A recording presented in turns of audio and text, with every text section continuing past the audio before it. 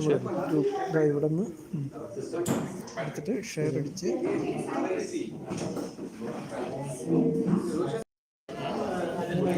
ഇങ്ങനെ വെക്കണേ അല്ലേ?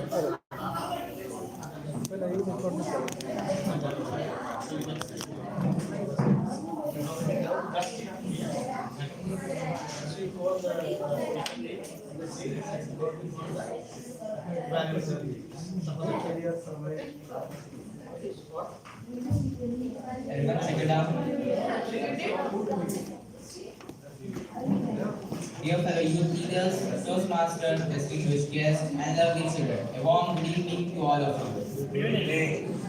I, Youth Leader Mahmood Ali Khan, welcome you all to the meeting number 6 of Periyar Toastmaster Club, Youth Leader Program 2023-2024. Before we move forward, I would like to repeat the mission of our club. The mission of Youth Leader Program is to conduct the program based on the belief of every young person has the potential to become a good communicator and leader, but this potential needs to be developed. The program is uniquely designed to enable the youth leaders to develop their potential through the practical experience. In this youth leader program, we do not discuss matters related to sex, religion, and politics. Kindly note, we are going YouTube live. Before we start this interesting session, I would like to request you to switch off your mobile phones or any other electronic gadgets or put them in silent mode to avoid any distraction during the session. Now it's my privilege to introduce the presiding officer of today's meeting. Please help me welcome our dear President of Periyar Toastmaster Club, Youth Toastmaster Roshan Patrick Kankal.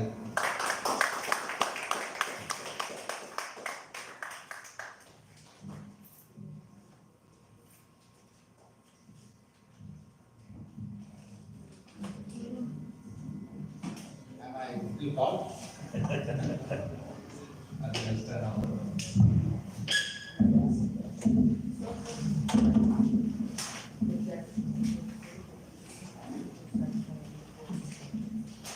Good evening, youth leaders. Good evening.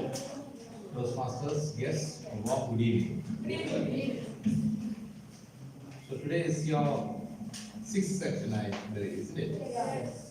So, how is your transformation? Do you find a change within yourself? Yes. What kind of changes do you find within yourself? Aaron, what change do you find within yourself? Okay. Okay. Yes. Yes. Who is the youth leader of the day today? Okay. Tell me what change did you find within yourself? Me, I built up more confidence and I'm pretty good at speaking. Okay. So when I came, I found you in the table surrounded by a group of students. That itself is a change. So you are trying to get on the leadership quality, isn't it? Yes. And ladies, what change did you find within yourself? Okay. Then anybody else? So what does that indicate? Changes are part of our life. If we don't change, we will get eliminated in the race. And this will be a small example. How many of you are having mobile phones with you? What is the mobile phones you are having with you right now? Majority of you. Samsung, Apple, what is that one you are having? How many of you are using Samsung? Apple? Anybody is using Nokia? You're the only one guy. You know, in 2000, maybe some of you are not born at that time, 2000, 2005, which was the most mobile phone which was used by everybody. Do you know which one was that? Nokia. So Nokia was a phone which was used by majority of the people. You can tell 8 out of 10 people are using Nokia. And if you see the history or you see the statistics, 50% of the market share was owned by Nokia in 2008. Passed down the lane in 2013, the 50% came down to 3 to 4%. So what went wrong with Nokia? Anybody? No, they did innovation. Yes, they did not do the innovation. Why did not they do the innovation? Because they thought the people like their products more than the US. So in simple, they did not change. They did not learn. They did not renovate themselves. So the lesson what we learn from them is, if you don't change, you will be eliminated from the race. So the comfort what you are having today, because you don't want to change, will be eradicated from the future people or the future generation. So if you want to be in the race, you will have to change. So if you want to be in the race, you will have to change and get along with that world. So those who are resistant to change, to learn, will be set back. So with this small thought, let me call the man behind the show, Toastmaster Sabu Peters.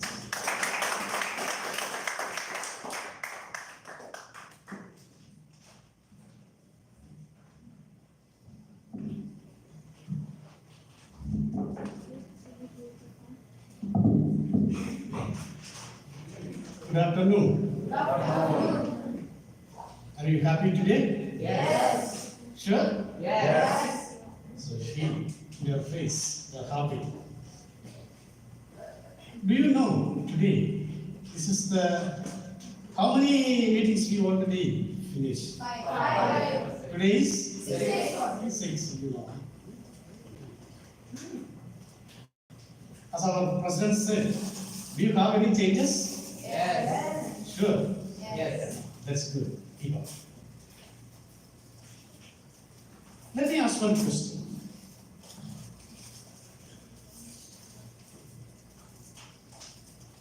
Karthik, who is your best friend?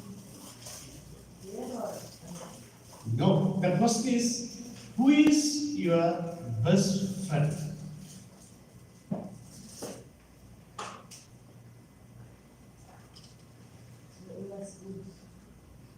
I don't want to categorize. I want to hear who is your best friend. This is my question. It is clear. Yeah. Muni is studying with you in your same class. Okay, good. Youth leader Janaki, who is your best friend?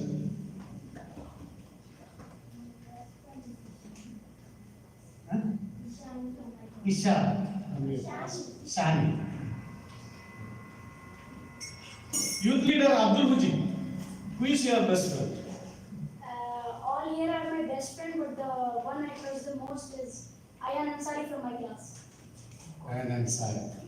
Okay. Yes, sir. I believe I am my best friend because So- I know the most things about myself. Yeah, good. Good answer. Good. Very good. Nice. So she knows herself. So according to Socrates, he always preached or insisted the youth, know thyself. That's a great word saying from Socrates, the Greek philosopher. Okay. But I am not so happy because the answer what I expect is not come from yours. Yes? Well, do you have any other question? No, the same. Dear youth leaders, once a great person said, not me, the happiest person in this world is the person who is having a good face. That's correct or not? Yeah. I am also agree. But for me, or I need to give an advice that you must have good friends. That is your parents. Right?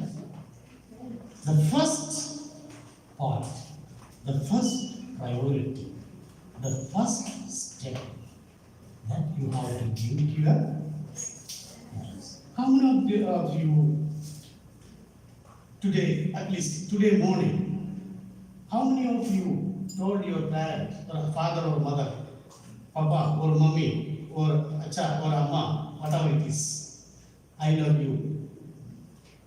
Only you say Zagura. Okay, please give a thumbs up. Here 26 youth leaders are there who are absent today. Right? Only one youth leader. What about your brother? Where is he? Good. Okay. See, why you want to say I love you or to your father or your mother? You have that love in your mind. I am sure that's everybody's love. You are not able to express that one, no? There is something. Something is behind it, huh? To express that. But at the same time, you think about your childhood. When you are studying in nursery, when you are studying in first class, once you reach the home, you will sit near to your mother or father and explain whatever things happen in your classroom, right? Right? But now, what happens? Now what happens? I also still do this. I'm talking as a whole. Okay, maybe one more two. Okay, that is good character. You have to do that one. That's the way. Here, youth leaders, we have to give first priority in our life. That is our parents. 100 friends you have, maybe in school, maybe from your village, maybe from your recreational area, but they are not the replacement, or they are not the replacement of your father and mother. Whatever the problems you are facing, open to your family, your father and mother. They will give you 100% solution. Your friends will not give. Some friends are only for some benefits. After, once it is over, they will fly from there. Right? You might have some experience in your life. You will not recognize that. Everything is finished, the screen is playing, then you will understand. He was replacing me. So, today is my point. Give the first priority to your father and whatever the difficulties, whether it is personal or educational or whatever it is. Just talk to your parents openly. Don't hide some half and talk to them. No. Whatever it is, maybe the fault of yours or maybe the mistake from your side. Doesn't matter. They will forgive you. They are your father and mother. They never hate you. They never They are scolding you, but for your good purpose, for your progress, for your benefit. You have to consider that. Whatever our parents are giving the advice. My son also, whenever I call him, start advice. You can go to Parish Church, Parish priest in Parish. You can give a lot of advice like that. He is my children are saying to me. But they don't understand. But whatever it is they are saying, but I will not stop. This is my responsibility. I will talk to you. I will give the advice. Today they will not understand. They will understand it maybe after 20 years or 5 years, maybe after 20 years. That one word which he taught, which I taught today, that may recollect or they will remember after maybe 20 years as they will. Dear youth leaders, please open your mind, always in front of your parents. They are the gods. They are the living gods. So you should not hide anything from them. Love them, obey them, because they are living for you. They are living for you. They are living for you. Having said this point, let me start our proceedings of our youth leaders program today. Before that, let me say 2-3 points. So, our grand finale will be on 12th January, that as you know, that will be in Cookshop restaurant. You know Cookshop? Yes. Okay. So, we have 3 competitions are there, 3 areas of competition. One is international, one is table topic, and one is graduation. Only the youth leader who can attend only one for the competition, for the grand finale, in grand finale. That is either maybe the national or table topic, or that we will give that. So 29th is our last regular meeting. The last regular meeting, I will display the names of youth leaders who are going to conduct also programs also. So anyway, that I will give you more details later. Comes the date, let me invite very much improved talent Toastmaster youth leader with the aspiration of communication. He wants to speak always. Have a bundle of enormous knowledge and wisdom to lead this. Who is that? Mujib. Abdul Mujib. Youth leader Abdul Mujib.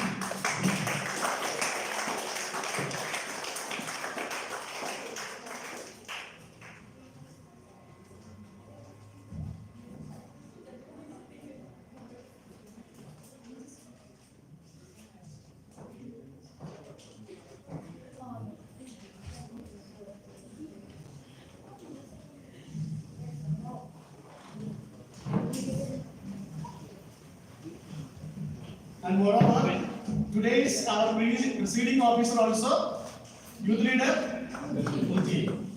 Here is your chance.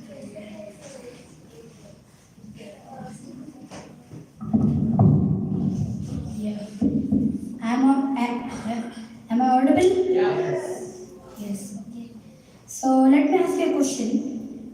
Who had exams last week? Can't see. Oh, okay. Can see. So was it tough? Yes. Yes. Okay. So let me ask Zida, which was the toughest exam? Yes, I agree. What about Rehan? What was the maths? SST. I agree with you. I hate every subject. Okay. So even though the exam was hard, we attempted it, right? Because you want to give it a try, or else we'll get beatings. So in 2 sessions, we on 29th, as Chief Minister said it, that while we chief coordinator, sorry, he said that it will be our last meeting, it will be our last chance, so we can come and speak here. I have an international speech, so wish me luck. And you can, all I want to say is that even though you don't have the skill to speak, you should give it a try. Yeah, because there's nothing wrong to give it a try. Now, I would like to call our secretary for the last meeting we can.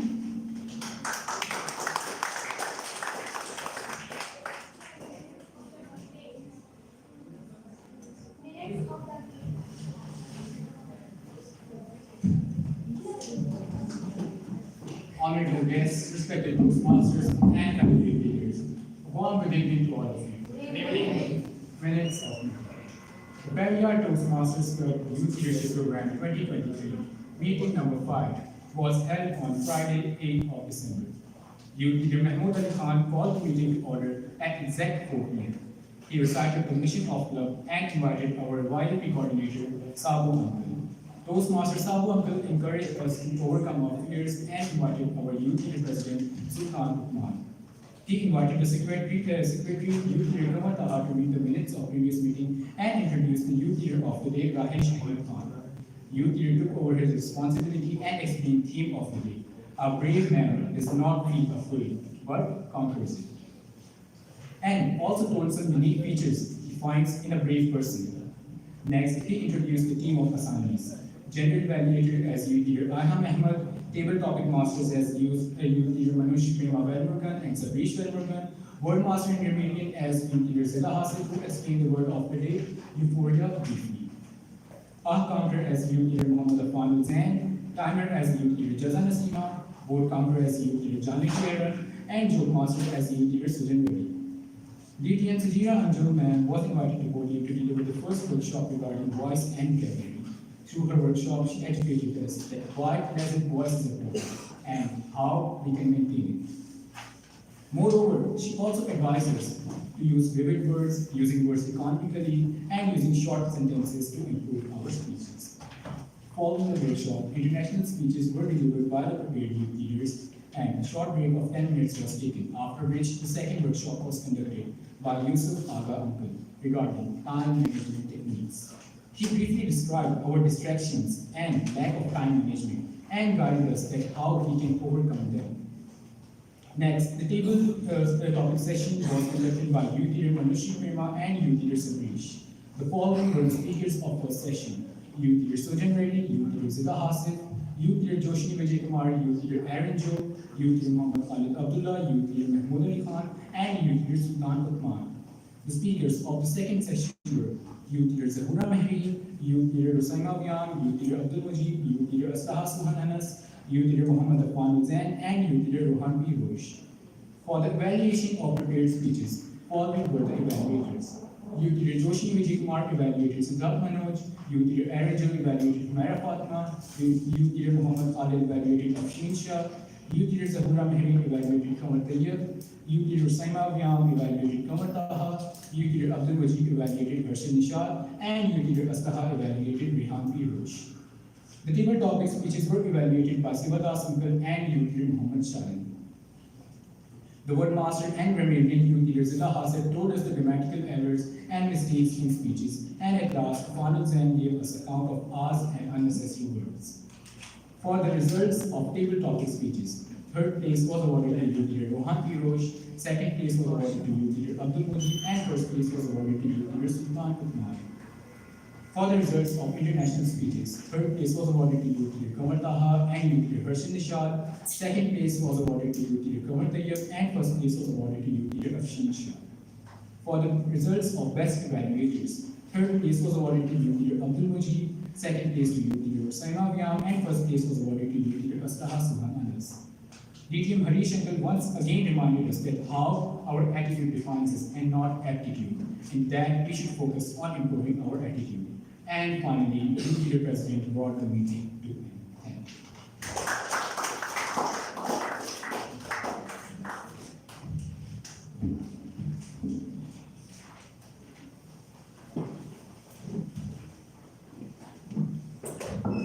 Now, I would like to call the YLOD of the day, that is me, myself. Yes, let's start. Thank you, Mr. Presiding Officer, for such an elevating and encouraging introduction. Dear Presiding Officer, fellow youth leaders, Toastmasters, and distinguished guests, a very warm good evening to you all. Good evening. So, do you know today's theme of the day? There is no shortcut to hard work. Yes. Success comes from hard work and perseverance.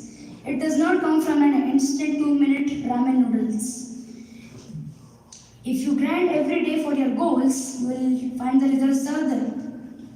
Now let's move on to our session today. With this note, I have a diligent team of assignees will wisely guide us in building our today's meeting. I request you all to hold your applause until all assignees are introduced. To carry over today's proceedings, we have our general evaluator, Youth Leader Janaki Arun. I will introduce her later in the evaluation segment. May I request Youth Leader Janaki Arun to acknowledge her presence and explain the role in brief. My role as general evaluator is to observe and evaluate everything from the beginning to the end of the meeting, and to make constructive evaluation and cross performance. I will wrap up the entire proceedings of the meeting.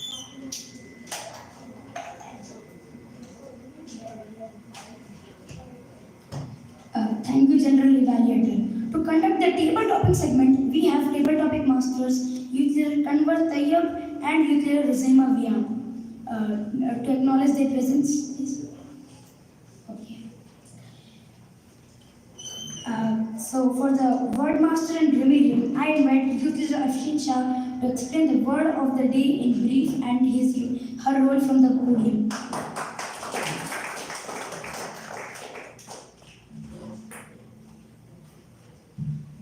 Dear Youth Leader of the Day, fellow youth leaders, respected Toastmasters and distinguished guests, a warm good evening to all. Today I have a dual role to play as your word master and grammarian. As your grammarian today, I will carefully listen to your speeches and take note of the good and not so good usages of language.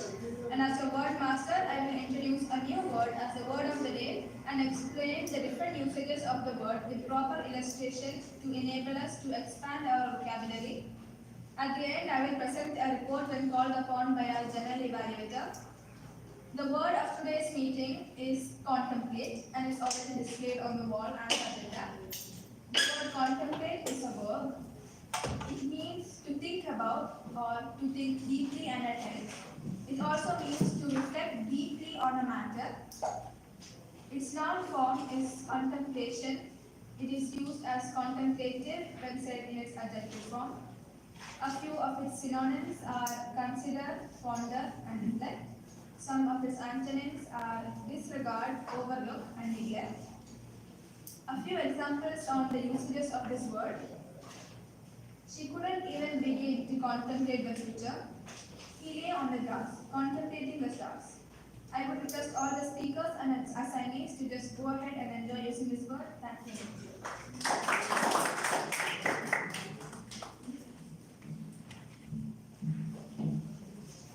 My sincere gratitude to Youth Leader Afshin Shah for selecting such a nice word.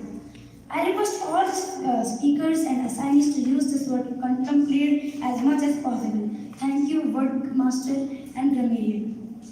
So for the act counter, may I request Youth Leader Kanwar Taha to explain his role. My role as R counter is to listen to all the members and make sound notes of sound used as verbal purpose. For example, R counter, etc. And report them then for responsibility. To count the words used as uncounted clauses and filters during speeches such as and, but, so, etc.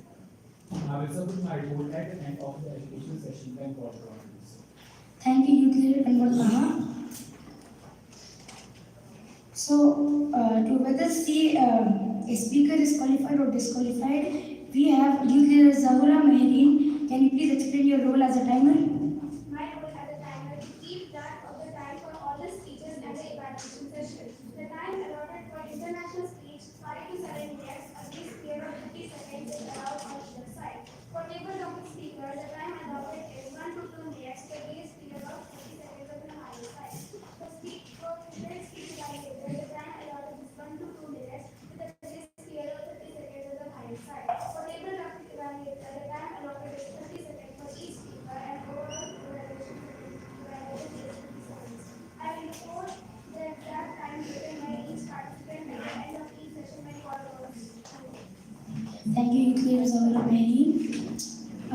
For the end results of the session, we have Youth Leader Aslah Suhan Anas for the vote counter. Aslah Suhan Anas, can you please explain your role as a vote counter?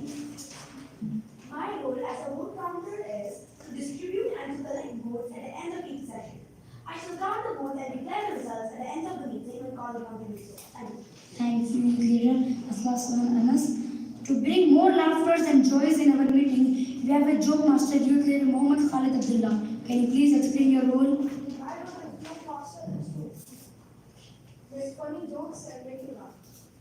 Thank you, youth leader Khalid Abdullah. Fellow youth leader, let us put our hands together and give a big round of applause for all of our friends. Thank you. Our meeting will have 4 segments to start with the workshop session. Prepared speech segment, table topic segment, followed with evaluation segment. Now let's start our first segment with the workshop presentation. Our first educational workshop is Toastmaster Bala Subramaniam. Help me welcome Toastmaster Bala Subramaniam to the podium, please.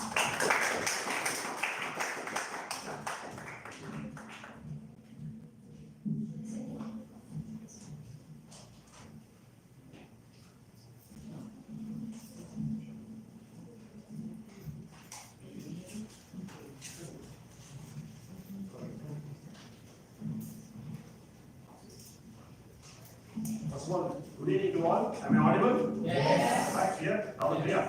So thank you, presiding officer for the evening, for that wonderful setting up for the program. Absolute confidence. I was listening to your president of the Toastmasters Club, Toastmasters Ocean, sir. He brought in a nice dimension. So everybody was asking questions. I was contemplating what should be my question is. Let me throw in a code. You all have to guess who was the person who said this. It's not the wisest of the species which survives. Any guess who said this? Albert Einstein. Okay, I'll throw in the next sentence. It's not the strongest of the species which survives. Any guess? Let me close that door. It is the species which accepts the change survives. Pardon me? Humans? No. Any guesses? No. Okay, I'll put it out. It's Charles Darwin. Okay, it's Charles Darwin. Yes, you got it, I guess. Yeah. So the point is, your president of Toastmasters Club was addressing about the transformational process which you all are going. So it's really heartening to be with you all in this great evening. Once again, I thank the president of this Periyar Toastmasters Club and the chief coordinator for UPL program Toastmasters Sabu sir for being a great. Can we have a round of applause for this? He approached me 1st of November for a scheduled program on 26th. Unfortunately, I couldn't make out on 26th. He was kind enough to have my request to reschedule it. Thanks a lot, sir. Thank you. And to the stalwart leaders of Periyar for being a great pillar of support for me to have a platform. Now, let me ask another question to you. What is the most important point for a performer? If you are a performing artist, we are all aspiring speakers, right? For an aspiring speaker, or any performing artist for that matter, what is the most important thing? Evaluation, yeah, we'll come to there. We'll come to there, don't worry about it. That's what we are going to talk for the next couple of minutes or so. So what's the most important thing? At least that's what I feel. So what's the most important thing? Confidence. Where do we get that from? Self-respect, okay? Motivation. Where do we get that? When you join the YLP, what do you get? Okay, how do you exhibit that confidence? Where do you exhibit that confidence? Exactly. Can we have a round of applause? You need to have a stage to keep practicing and honing yourself. That is very important. So thanks once again to Team Periyar for giving me a stage time and again so that as a speaker, even I get an opportunity to hone myself. Thanks a lot once again. So now what is that we are going to talk about? You have heard about how to draft a speech, right? Body language, how to select a topic. Even I heard that you had a workshop on time management, isn't it? So when you do all these things, then comes a very important aspect as far as public speaking is concerned. It is what we are going to discuss for the next 17 or 20, because I've been given a very clear timeline that timing is going to be absolutely precise and strict. How many minutes you have lapsed? 15 minutes. There you go. So, 3 minutes, not 17 more. Let me try to be on time here. So the point is, we are going to understand what is the closure for this overall process in some ways. It is evaluating yourself, thyself, as the youth coordinator said. Or how, when you are listening to a fellow youth leader coming on the podium, how you are going to motivate that individual. That is very important, right? We come here, you think Yes. that was too tough. Will he come ever back to the stage? Alright. We don't like somebody saying that to us, right? Do we? We expect everybody to be kind, positive. Of course, we expect points for improvement in an affirmative way, right? So I was contemplating. I was trying to add up to the word count to score there. Did I get that right? Actually, okay, there you go. So today what we see looking for is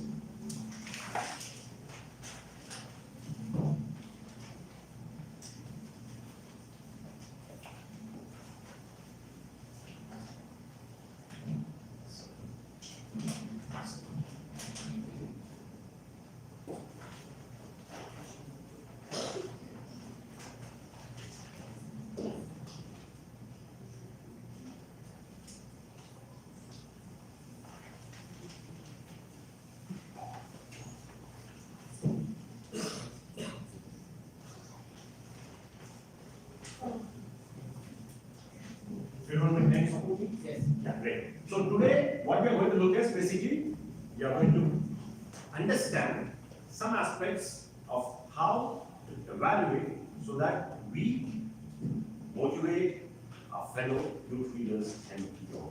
So that is going to be our topic for the evening.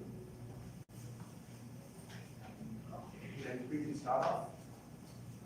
Great, next.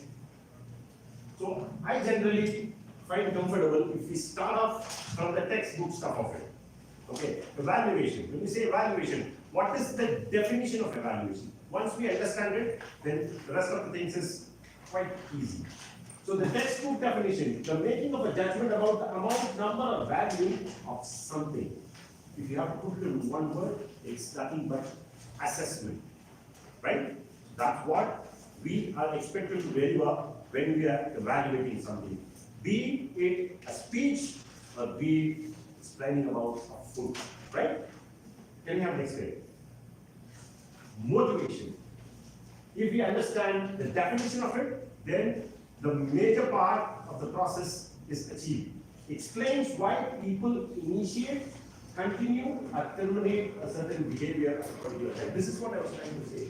When we are here, our primary objective should have an assessment-oriented approach, and also this assessment should help people to come back from the podium, not to push people so that they run out once and for all. You understand? So this should be our prime objective every time when we take up our role as evaluators. What is that? We will have an affirmative assessment with an intent to help people to come back onto the podium. Can I have a repeat of that? What is going to be our objective? We will assess people and we will help them come back to the podium with renowned confidence, right? So this has to be our overall intent. Now, how to go about it? Some daily routines, just quickly go through. Yeah, anyway. In general, on a day-to-day basis, just like how our Toastmaster Sabu was telling, we have food at home or at restaurants, hotels. We come out invariably with comments, right? The food was very tasty. Food was not so good. Do we do that or not? Yes. Right? But understand the dynamics of the evaluation, and if you have this intent to motivate, how people around you will be feeling that. Just give a thought about it. Imagine when Toastmaster Sabu was asking, did you convey your expression of love to your parents. That is what it is coming with. You assess things and say it in a humble, polite way so that it pushes people in the positive direction, right? So, type of dress we wear. This is something which we generally talk around, right? We evaluate how do we dress, right? Somebody is dressed extraordinarily well, somebody in a funky way, right? Climatic conditions. Now it's an excellent weather out here, right? So we all feel like, having a pakoda and tea, right? Most of us, right? So that's what something which we generally keep assessing. Quality of roads, the road is good, the road is bad, the road is shabby. This is again a topic which we generally have a thought or evaluating things out, right? Last but not the least, this most of us do that. What is that? When somebody is speaking, the speaker did well, speaker didn't do well, probably the speaker could have done this even better, do this right. So this is something which we do it on a regular basis. I'm just trying to put some gist of it. Can I have next slide? Let's learn what to evaluate and let's learn how to motivate. Okay. So I'll take some time on the first point of it because that is very, no, sir, it is some issues. So he's helping me also. Okay, thank you. So the first part of it, let me take a minute or so to explain because that is the fulcrum of an evaluation process. How many of you are aware about the types of speeches? How many types of speeches are there? Motivating, entertaining, Motivating, entertaining, informative, motivating, inspiring, emotional. But what was my question? It was very simple. How many? So it has to be number 3. How many? 3. Let's have an option. Is it more or less? More. What is the number then? If more? Endless. Okay, endless. 5, 6. Okay, last 10 seconds. What is the final number? 7, 3. Okay. If you keep putting numbers, then I'll ask you to list it. So before putting numbers, be careful. Huh? Okay. Now, broadly, there are 4 categories of speeches. Okay. So that is the first point. Let me take a minute.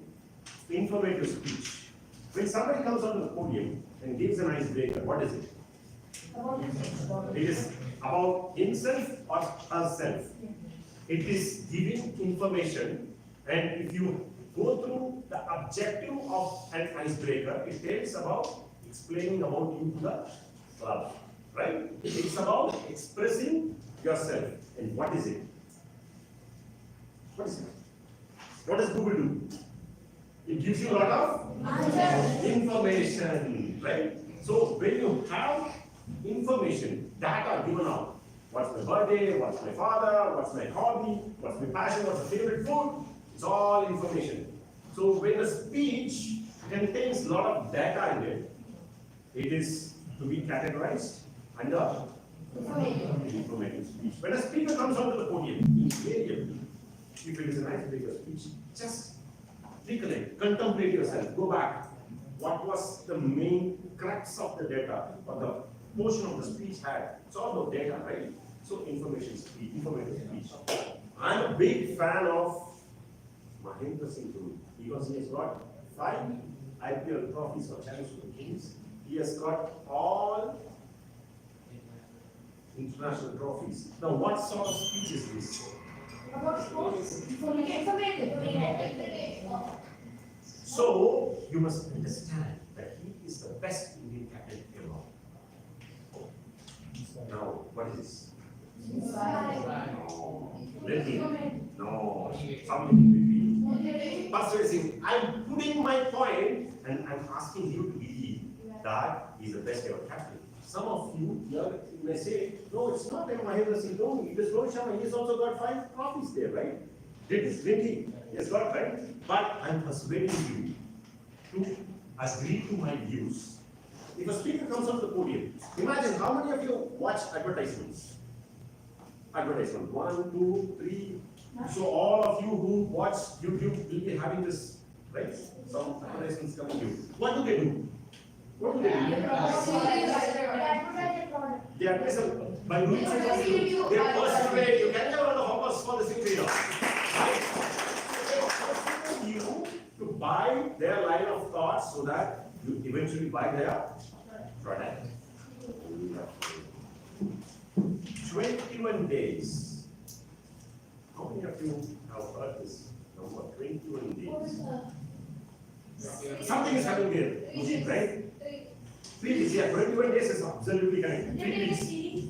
Series, you can watch a Netflix series, correct? But you get to much better things as well. There you go, can you have a round of applause? 21 days, if you attempt something, it becomes tuned up psychologically, it becomes your habit. So, your youth leader, program coordinator was asking you to be considerate to your parents. From today, the next 21 days, if you start saying a small amount of gratitude to your parents, then what does it happen? Become a habit. It becomes a habit, right? So will you all be trying to do that from tomorrow? Yes. Can I have a raise of hands? Can I have a yes? Wonderful. Just no, not giving the thought. Okay. So it is partly persuading, but what is it broadly? What is this speech was all about? Inspiration and Inspiring, right? That's what your youth leader program coordinator was trying you to inspire to do better things. Push yourself for greater things in life. This is inspiring speech. Now, the last part of it, I'm extremely bad at. It's entertaining. So I will leave it for the joke master who's having a lot of jokes with him because I'm extremely bad to be entertaining space. So this is the fourth dimension of it, which is entertaining people, entertaining the audience. So now you understood what are 4 basics dimension of public speaking. What are they?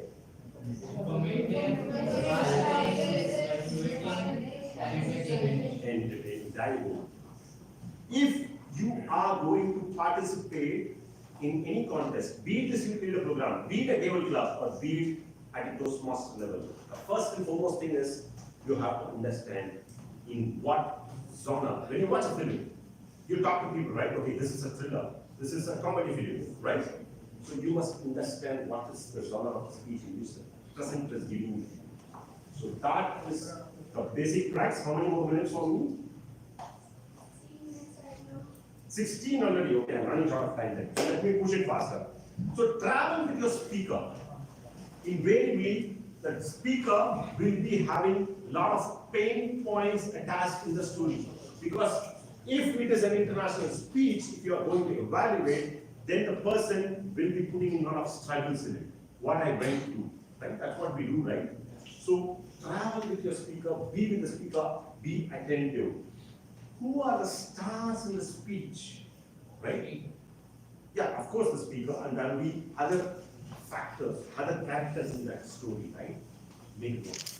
Pay attention to it. Okay? What are the challenges? Who are the challenges for the speaker?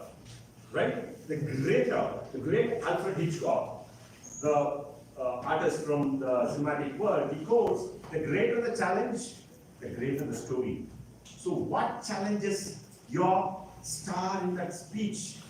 Try to understand. If you pick that point out, then the rest of the evaluation is very easy. Something which I always feel is important when you do an evaluation is what struck you as a listener. Write it down. Express it to the speaker so that he feels happy, he feels motivated. What he intended has delivered. What do you like? When somebody is speaking, something that struck you. Whatever time you think, just try to fit it out there. And the most important thing, which will add you when you're coming out with the recommendations, you might have felt something which is little boring. Right? When somebody is speaking, you might have pushed beyond. Right? So just note that point. And if you can try to be innovative enough to bring a solution, yes, it was innovative. Probably you may come here and you can tell what I would have done better so that you kept listening to me. That becomes a recommendation for me as a speaker. And that will be always an effective recommendation. Is there a lesson for you to learn? When somebody speaks, when a person asks you to be gracious enough to your parents, is there a lesson for you? When a speaker comes onto a podium and he gives out a speech, is there a message for you? Yeah. Try to understand that and try to address it as part of your evaluation summary. Did the speaker help you? If so, try to put across saying that how did he or she help you with that case. Can we have the next slide, please? Motivation points. The first point, I would like to take 30 seconds to 1 minute to address it here. What is it? It is whoever steps on the stage. Toastmaster Samson was asking about your best friend, right? He was asking. Yeah. Okay, now I will ask the antonym of it. Enemy. So who's your enemy? Thank you. No. Time. Okay. Time is your enemy. But can we have a name? Person. Better. But you don't have to name. But do you have an enemy? Say your enemy is there. Or a person whom you dislike. We don't want her names here. The basic intent is the person who steps on the stage, if he is speaking or if she is speaking, he could be a friend, a best friend, or a bitter enemy. You have to do justice. What is that? Remember the first two things? Assessment and ensure that person comes back to the stage. Affirmative assessment, wonderful. Be affirmative in your assessment and make sure the person comes back to the stage. Even if that person is your bitter enemy. That is your responsibility as an evaluator. Be genuine. I have seen people coming onto the stage and saying, it is a wonderful presentation. You must all see a humorous speech of Dr. R.J. George, sir. Okay, it's a wonderful thing. I will request that one him to share that speech. He has a wonderful humorous speech. He became the district champion winner as well. Where he goes on to say, he's a wonderful speaker. That's what his evaluator told. Because you know what? In his evaluation, he told 19 times the speech was wonderful, but never said what was wonderful in the speech.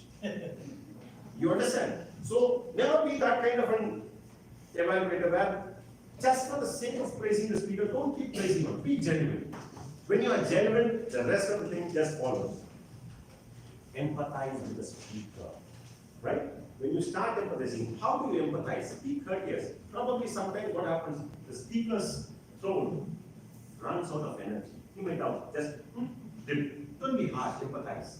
Say, okay, probably you might have a bit of water before starting. Empathize with the speaker. That will make a lot of difference. There have been cases where the speaker comes onto the stage, runs out of energy, runs out of thought, runs out of confidence, stays paused, gets out of the stage.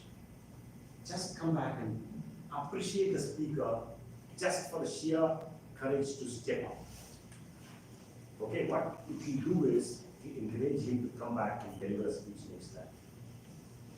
Use constructive words. How many of you have heard this beautiful speech of Muhammad al-Khattani? Power of words. Great. Can you have a round of applause?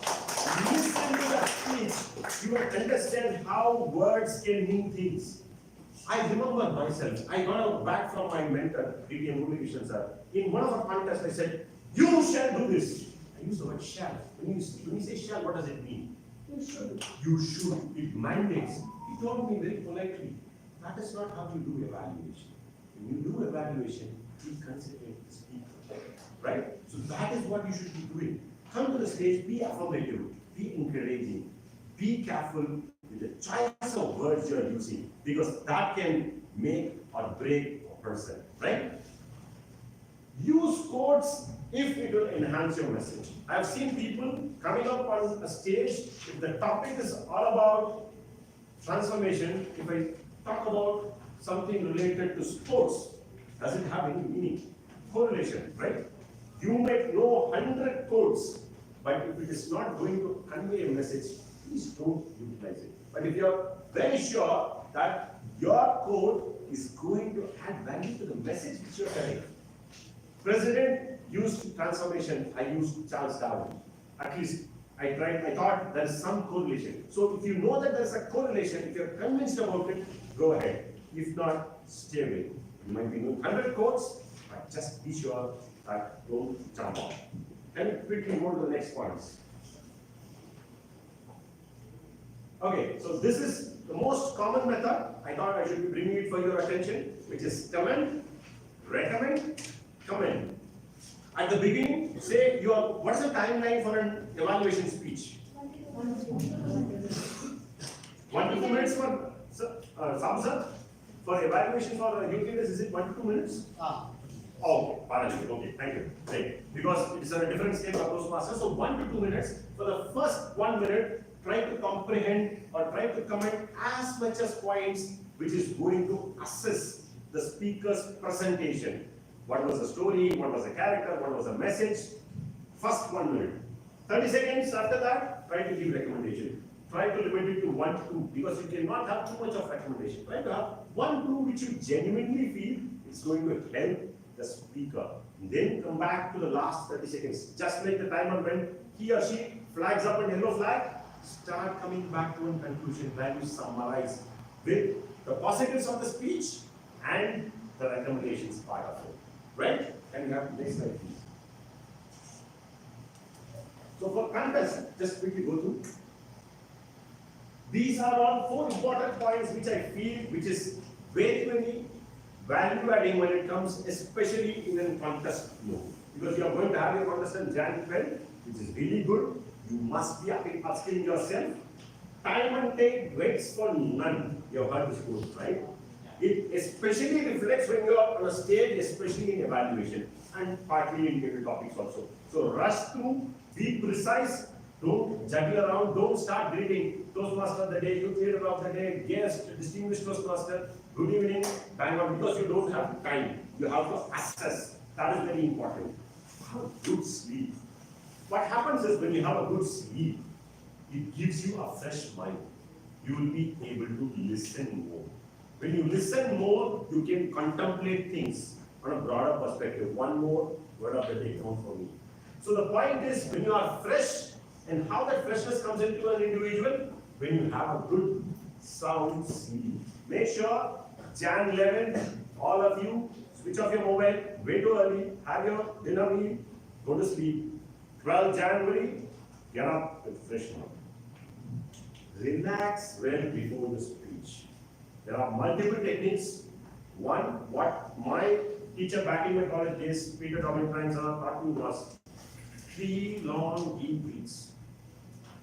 Before you hit the podium and begin your first utteral of word, try to use it. It helps. Probably you can reach out to your mentors. These are all small little points which you should be reaching out to your coaches and mentors. What would be an effective technique? What I'm suggesting might be working well for me, may not be working well for you. So you have to fine-tune yourself. Travel well with the speaker. Again, be with your speaker when somebody is speaking. Don't look around. Don't listen to the distractions. I heard that in the time workshop, you understood the techniques of staying away from distraction. Apply it, especially during the listening process of an evaluation segment. That will be really handy. And we go for the next one. So that was all for the contest part of it. So secrets to success is very simple. Practice. How to practice? Just a small suggestion. You all have YouTube. You know how to use YouTube, right? How many of you don't know to use YouTube here? You don't know to use YouTube? No. It was a big shock for me. Okay. Go in there. Look out for Mohammed Al-Khatami's speeches. Dr. R.J. Jaz's speech. Then you have Aaron Beverly. Look out for world champion public speaking speeches. Start evaluating them. Whether you do it great, whether you do it shabby, don't mind. Just do it. Give it to your mentors. Get it assessed. You have exceptional mentors over here.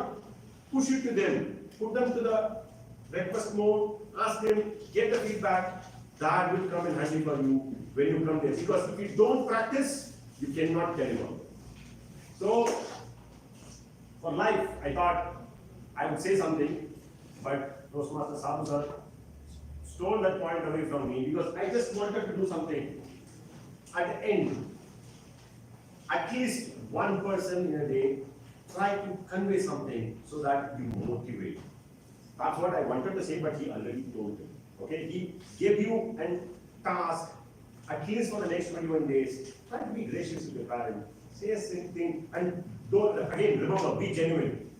If the food is not good, you don't have to, for the sake of just saying, like, food is good. But whatever you feel genuine to do, be it your parent, be it with anybody, try to evaluate, assess things affirmatively, and try to make sure that your words help that person to do things repeatedly the same way.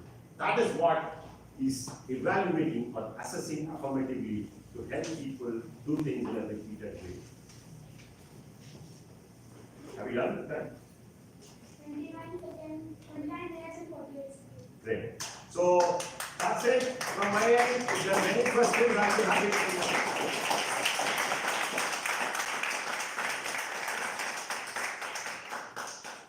Any questions? Pick 20 seconds or 30 seconds. If not, it was a pleasure and honor to be on this platform. Once again, a heartfelt thanks to Team Periyar for giving me the most important thing for any performing artist, a stage to express my thoughts with this wonderful minds who are sitting over here. I'm sure they are confident enough already. It's just kind of a knowledge sharing session. It was a pleasure once again. Thank you, Presiding Officer.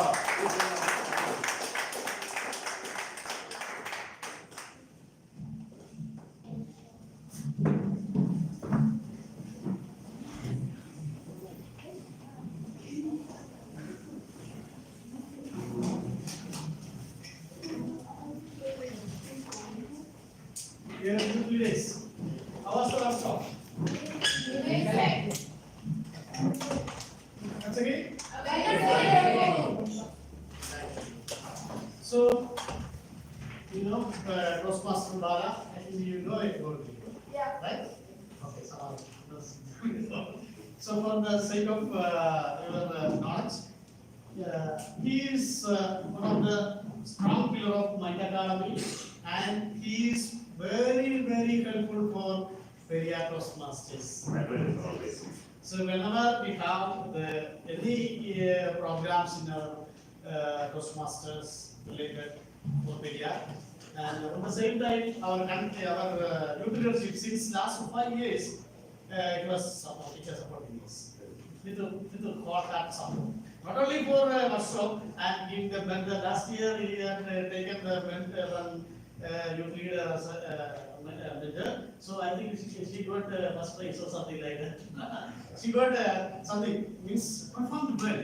The beginning it was some slow pitch, but in the end of the grand finale, she was giving the stage black.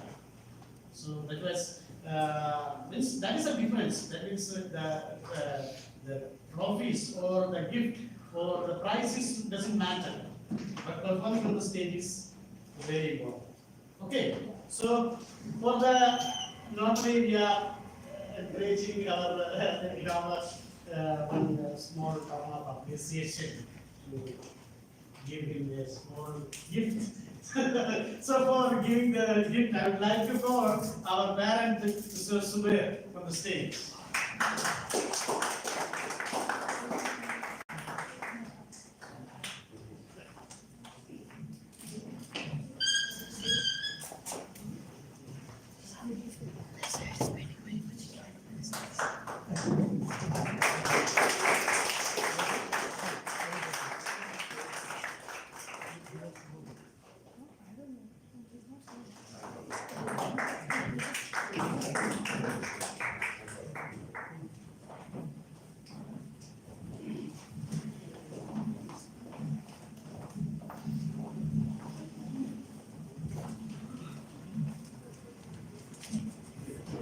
It was a wonderful presentation by Toastmaster Bala Subramaniam Nivedi talked about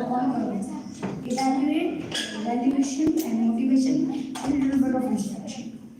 Now let's start our second segment with prepared speeches.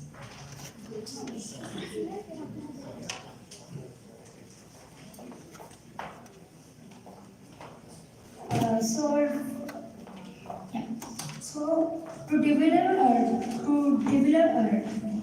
our first speech, we have Youth Leader Sujan Reddy and his related Youth Leader Ayham Ahmed.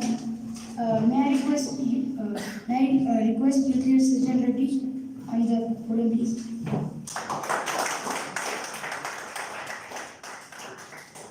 Sujan Reddy, speech title Consistency and Preparations are the pathways to success. Dr. Sujan Reddy, speech title Consistency and Patience are the pathways to success.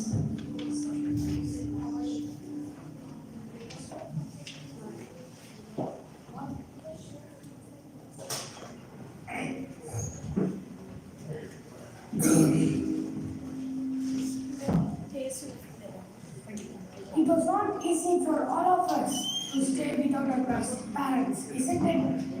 Yes. And of course, it happened to me when I was 6 years old. Good evening for the youth leaders, respected Toastmasters, beloved guests and parents.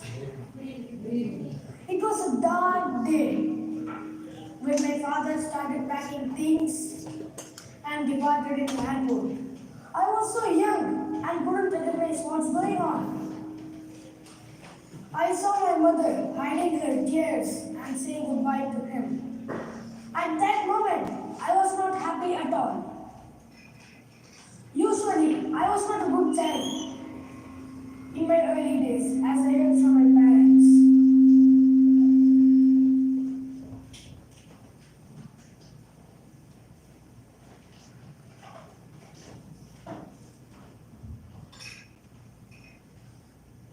Creating lot of troubles them in eating, studying and even discharge. When they take me to restaurant, I used to mix things before they start eating.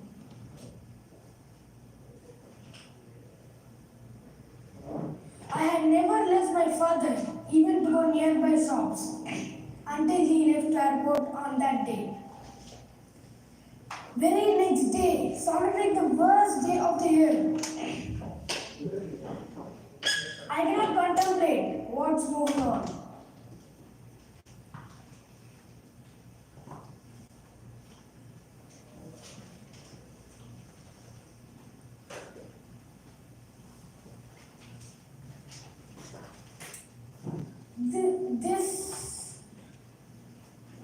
This made me further down in academics and demanded to have remedial classes. I don't like that, but I was forced to attend on weekends. Then a lot of efforts were taken by my mom to be one of the best students in class.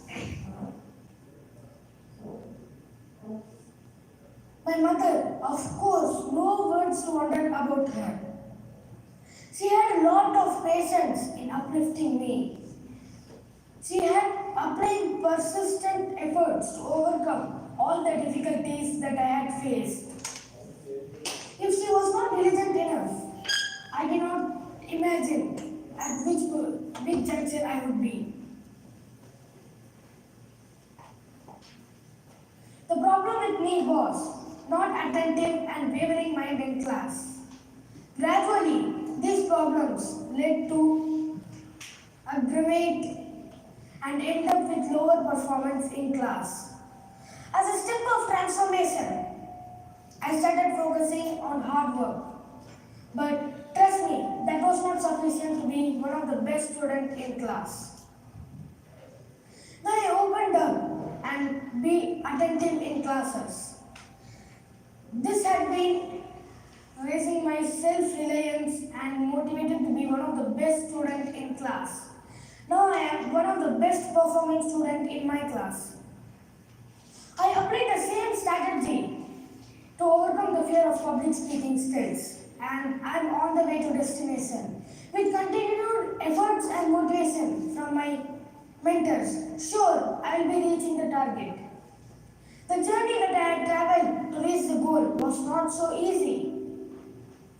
Yes, if you dare to achieve something, sustaining the perseverance is only a slogan. Assume you are traveling in a highway with full of traffic. You have only two options. Option one, enjoy the traffic with chill music and reach the destination. Option two, stress yourself and reach the destination. Which option you will choose? Of course, everyone would prefer option one. Life is full of challenges and difficulties. It is your call whether you will embrace challenges and convert them into opportunities or live with difficulties. When I can do it, why not you? Each and every one of us should have short and long terms of goals, and we should start working towards that. Framing goals need passion and maturity, whereas achieving needs patience and dedication. Most often we think failure is not a good word, but we should never forget that success is derived from failure. I would like to conclude my speech by saying, if you want to be a successful man, start attempting and practice failures. Thank you.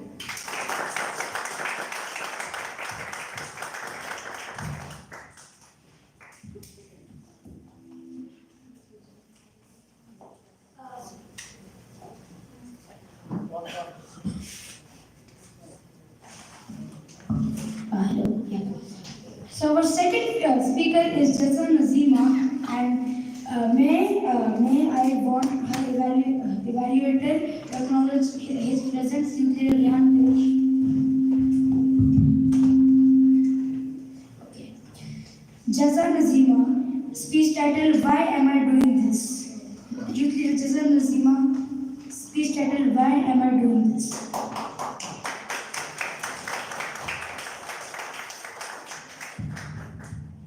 Am I audible? Yes. I was busy pulling my friend Sarah's hair during the usual chaos that happens right before the teacher comes to class.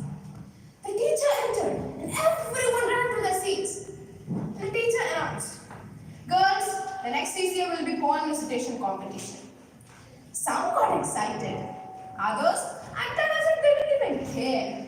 But what was going through my head was that, oh, no time for the next World War in my house.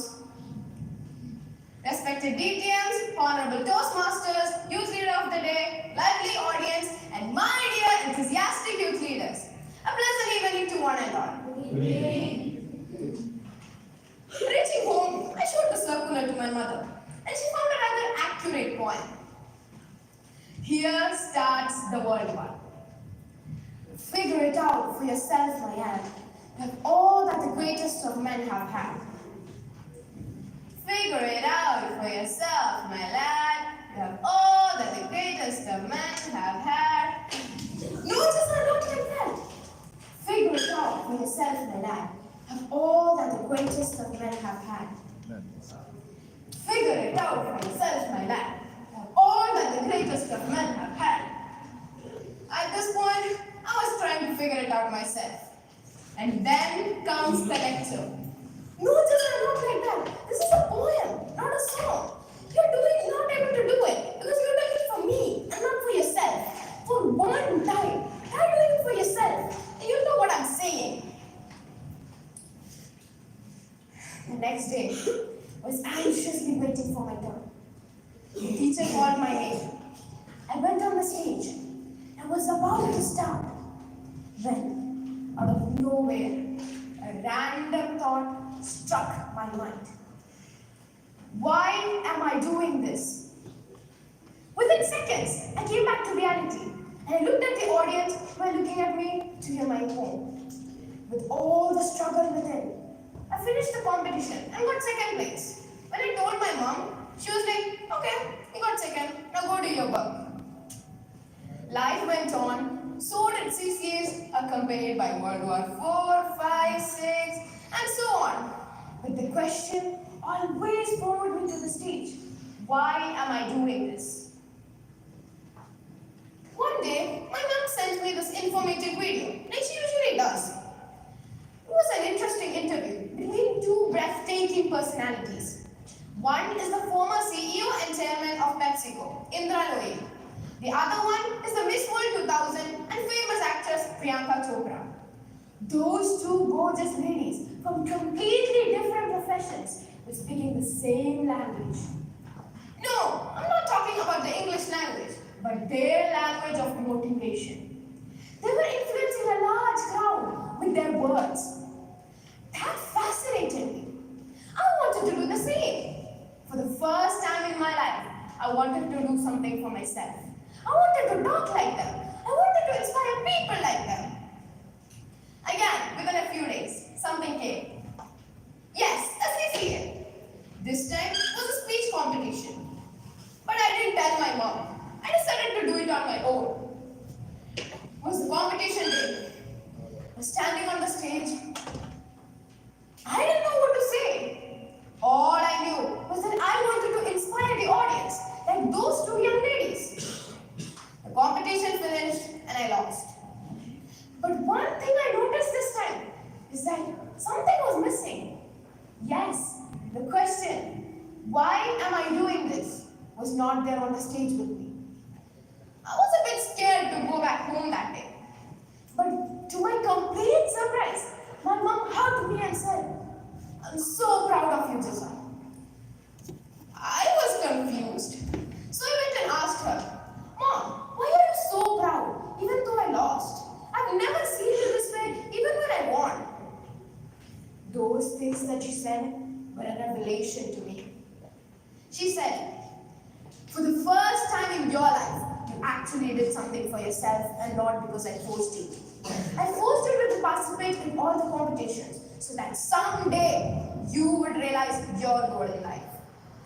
My dear fellow youth leaders, that is the day I realized the importance of having a goal in life. All of a sudden, everything I did had a meaning. Now you must be wondering why it's so important to have a goal in life. When we have a goal in life, we have a reason to get up every morning and keep going when things get tough.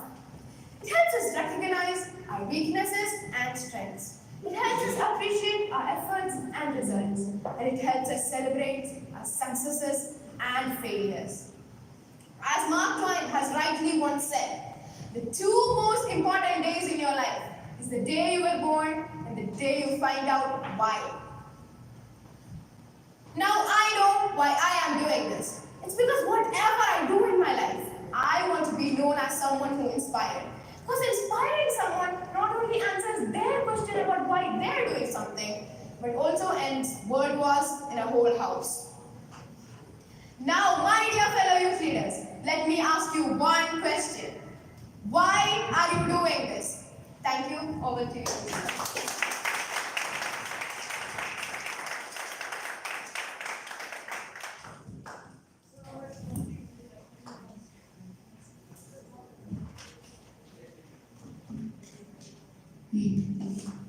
So the third speaker is Youth Leader Zida Hasif.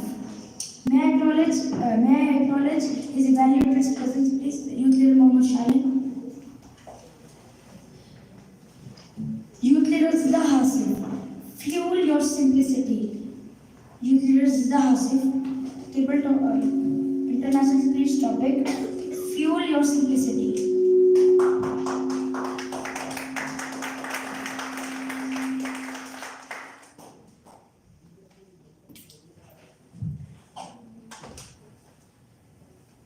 A few years ago, our family decided to go out and have dinner. We went to a restaurant to just chill, and we were waiting for the food to arrive. And there it was, the mess. Guess what? The salt and pepper shakers had been interchanged. That is, there was salt in the pepper shaker and pepper in the salt shaker. We decided to fix it. Me and my cousins worked our brains trying to figure out a way to interchange the salt and pepper without spilling anything. After thinking for a while, we came up with a great idea involving spoons, straws, and tissues. And out of nowhere, the waiter comes in. He simply interchanges the caps with the shakers and solves the issue in seconds. And that's where I learned the true importance of simplicity. Youth Leader of the Day, fellow youth leaders, Toastmasters, distinguished guests, and parents, wishing you all a splendid evening. The simplest solution to a problem is almost always the best one. Simplicity is the key to finding comfort and beauty in the most basic things. It's like a plain white t-shirt. It's comfortable and matches with everything, highlighting the true beauty of simplicity. Let us understand simplicity better with two examples. Firstly, one of the greatest examples of simplicity, Apple. What was the change brought by Apple? Why are people waiting for so long for the launch of Apple phones in every September? What about Samsung, Nokia, Motorola, HTC, etc.? Aren't they all really great phones? Steve Jobs, a college dropout who had some knowledge in telegraphy, revolutionized the phone industry with iPhone, all because of its simple design and easy usage.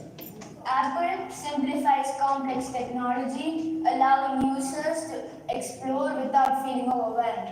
A concept brought by Steve Jobs, who believed that true creativity lies in simplifying complex problems.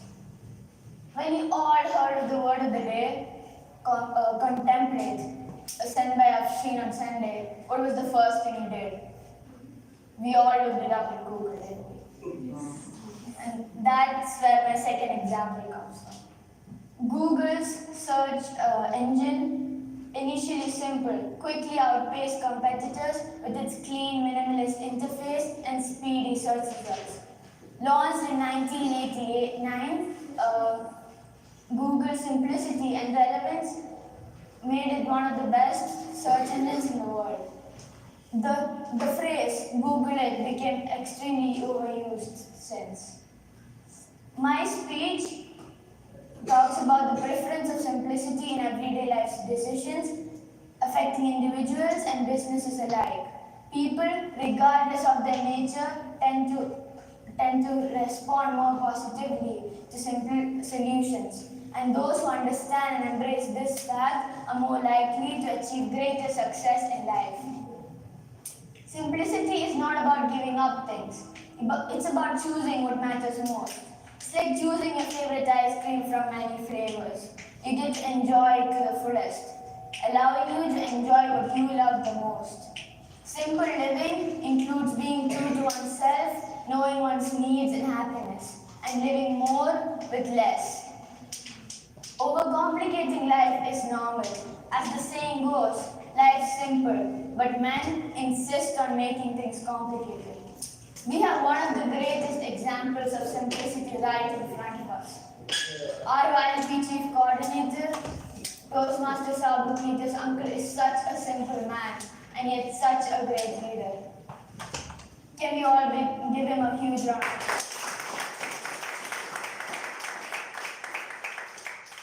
So friends, by living a simple life and choosing what matters most, you're almost guaranteed to live a happier life. And as the Buddha has rightfully said, there is no path to happiness. Happiness is the path.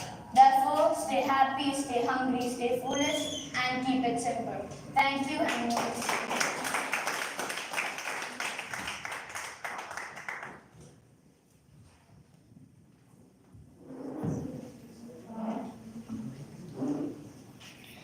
now I would like to call Youth Leader Joshini Vijay Kumar.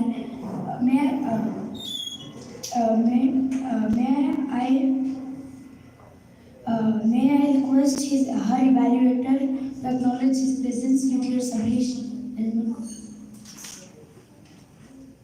Youth Leader Joshini Vijay Kumar, speech title, Leaders Are Readers. Youth Leader Joshini Vijay Kumar, Youth Leaders are readers. readers. Leaders are not readers.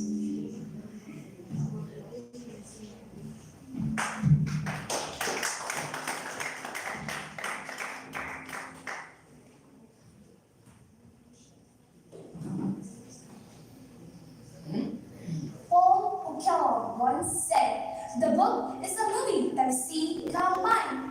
But then we go to the movies and say, "Oh, the book is better." Dear Toastmasters, distinguished guests, fellow youth leaders, and youth leader of the day, a warm good evening to one and all. Good evening. The foremost reason I like to say that book is better than movies is that book is far more detailed. The movies have certain time. They always squeeze information within a certain period of time, and hence movies do not provide all the information that a book provides. The movies synchronizes your image. It synchronizes your imagination. Now, talking about books.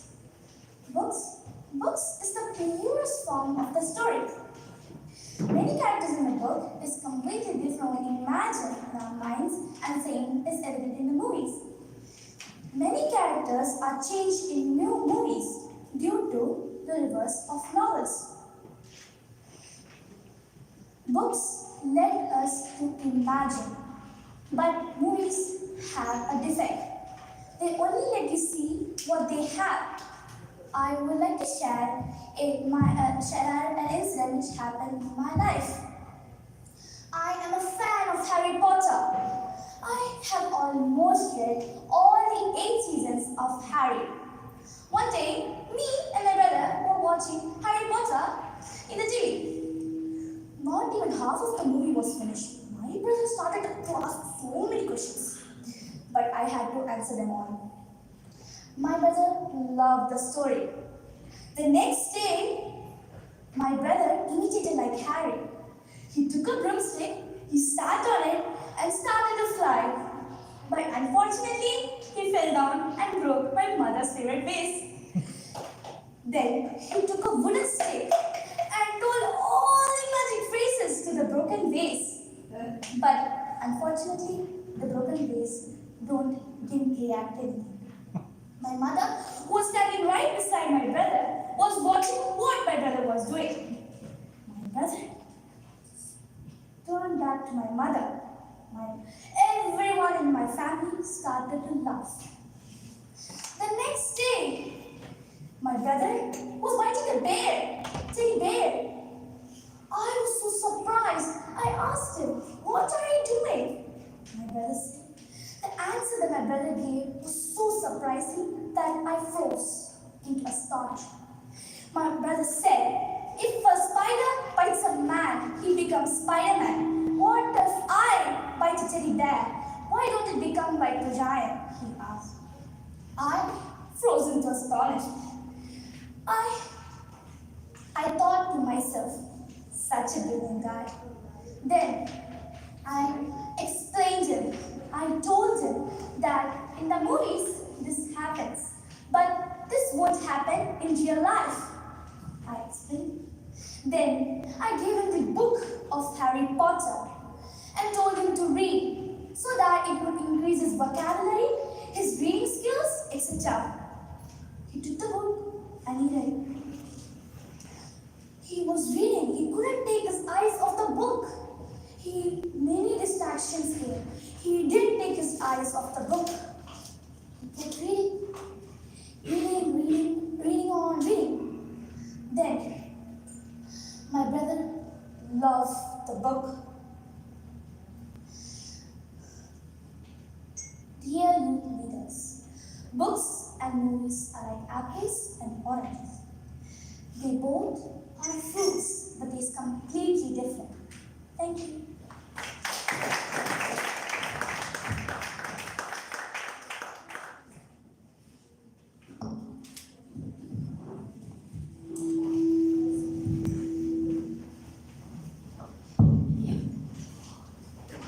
Now may I request youth leader Aaron John Nathan to the podium, please. May I request his evaluator, youth leader Rahis Technologies present.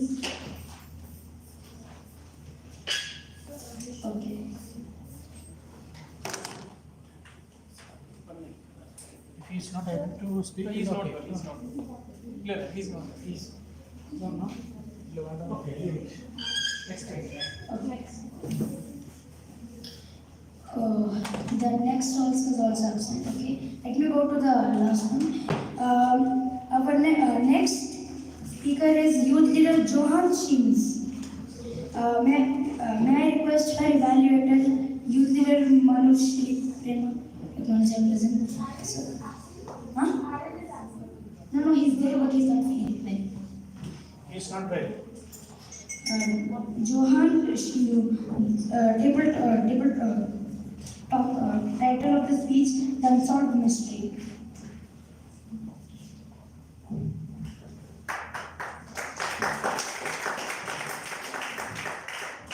Am I audible? Yes. Freeman Dyson once said, the greatest unsolved mysteries are the mysteries of your existence as conscious beings in a small corner of a vast universe. Good evening to one and all. Thank you for being here today. The universe has always been a fascinating subject to me. From the observable universe being about 94 billion years across, I always wondered what's beyond it, but never came to know. And that was an unsolved mystery yet to be solved. Isn't it fascinating to know that there are other billions of galaxies, which our galaxy is only one of them? But from when did I get the thought of it? Let me tell you. It began from my ambitions. It changed from time to time. So I have divided it into 4 parts. The first part, at that time, I was in kindergarten. It was games period, but unfortunately, it was not the games that we all love, the football one. Rather, we had to play with building blocks. As a kid, it was a really fun game for all of us, and we waited for it with excitement, filled with joy in our hearts. And when the bell rang, we went to the games room and started to play with the blocks. I made a tall tower. My friend who was sitting next to me made a large ship. I was flabbergasted, as I thought that my tower was the best. That day, my ambition was to be an engineer or an architect. The second part.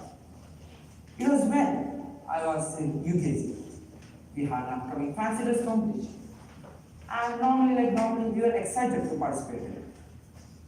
Me and my friends, we gathered around and discussed about what we should wear. Some thought that it would be a good idea to be an engineer. On the other hand, some thought that it would be a good idea to be a police. And I decided to be a doctor. At that time, the equipment of doctor that I used for the competition was a choice for me. At the competition, people enacted as police officers, firefighters, and even as water droplets. But as I grew older, I came to the realization that doctors are the people who save the citizens, whom we can also call a lifesaver. But now I changed my ambition to be a doctor. The third part. Before that, let me ask you a question. How many of you wanted to be a spy in your childhood? Spies. As you can see, there are a few people. I'm sure that most of you have got the thought of being a spy. If you have not, I have. A person who steals secrets for intelligence organization who's equipped with developed technological devices always used to be an amazing topic for me. From films to cartoons that I have watched, it always has a spot in my heart. But then when I changed my ambition, as Braun said, everything comes with a price. It too came with a huge price. If the country or the organization found out who the spy was, you would have been most probably dead. The fourth and final. Throughout my journey, I have seen many fascinating things. One of those was the robots and the universe. How did I came to like these robots? I felt that they could really change the lives and help us in many ways.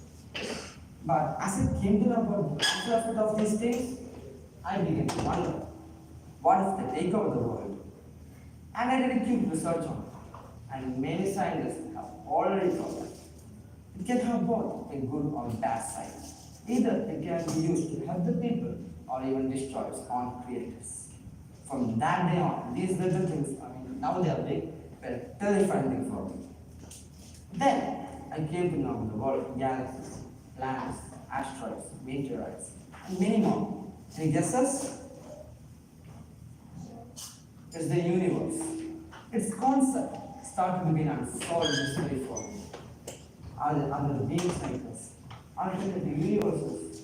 Many thoughts entered my brain. I was also inspired by space-related devices and theories. From that day on, my ambition was to be a scientist or an astronomer.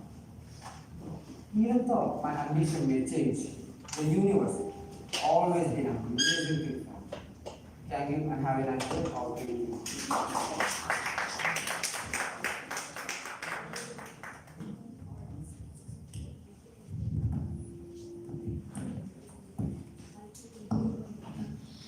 May I get the timer's report, please? Student ready, 5 minutes 29 seconds qualified. Janalashina Amin, 5 minutes 47 seconds qualified. Ziba Hassan, 4 minutes 51 seconds qualified. Joshi Vijay Kumar, 4 minutes 29 seconds disqualified. Joshi Shinu, 5 minutes 13 seconds qualified. So everyone is qualified except Joshi Vijay Kumar. Okay. Now may I request our joke master Dukir Mohammad Khalid Abdullah to come and attempt to share a joke.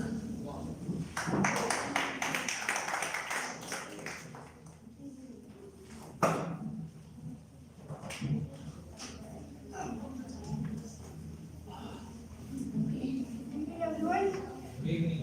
Here are some jokes that I found funny.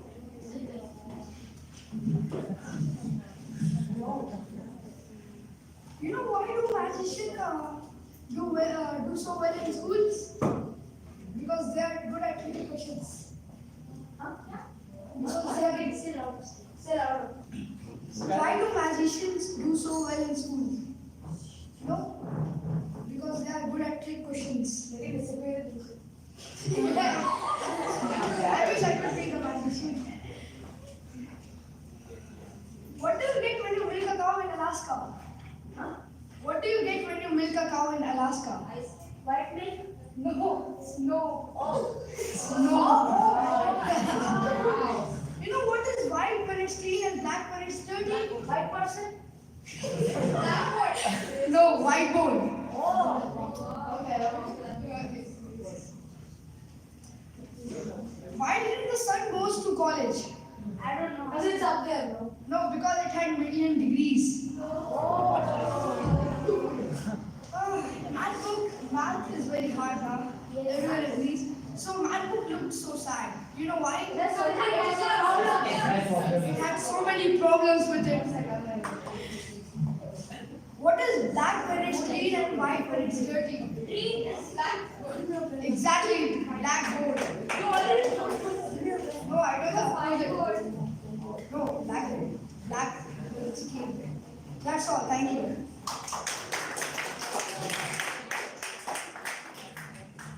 Very wonderful jokes by Mr. Abdullah.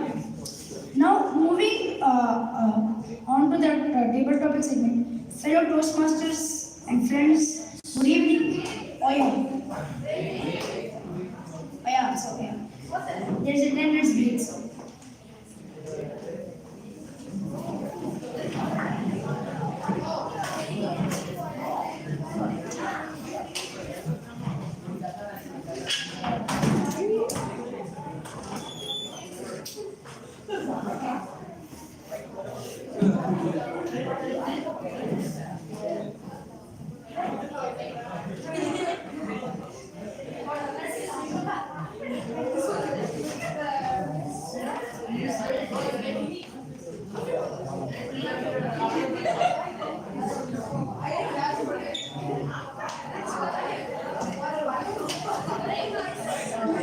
Guys, this is Joseph and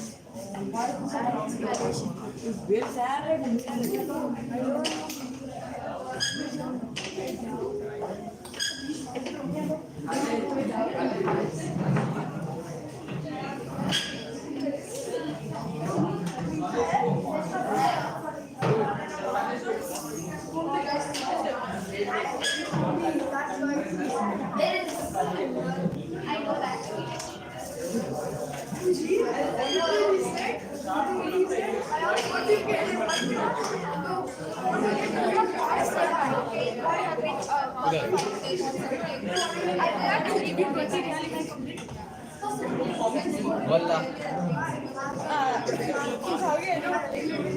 खा लूंगा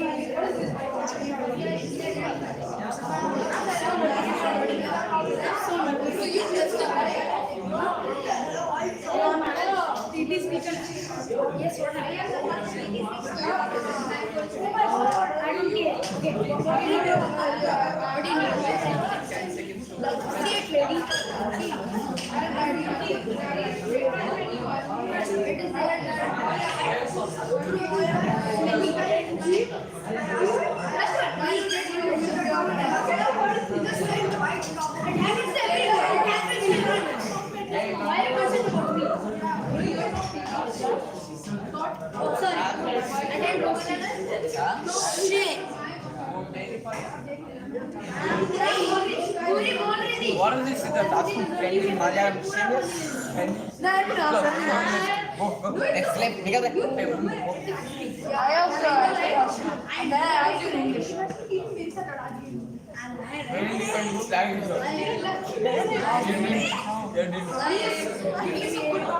slang. Act like a monkey. I can act like a human. Jamaican queen. Jamaican. Jamaican recorder, bro. Siddharth.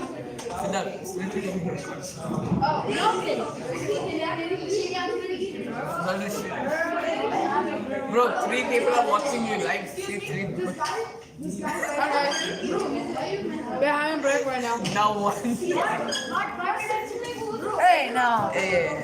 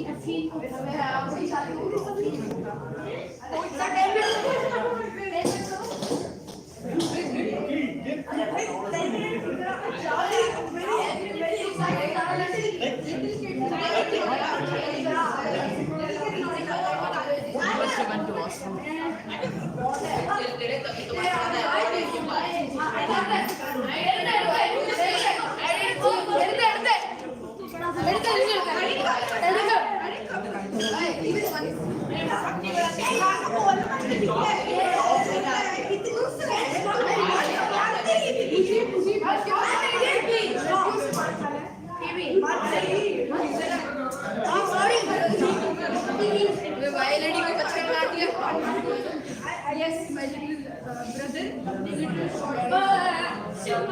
Height does not matter. Skill matters.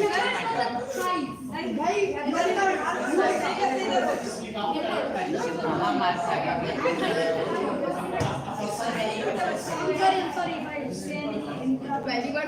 Change लेना पड़ेगा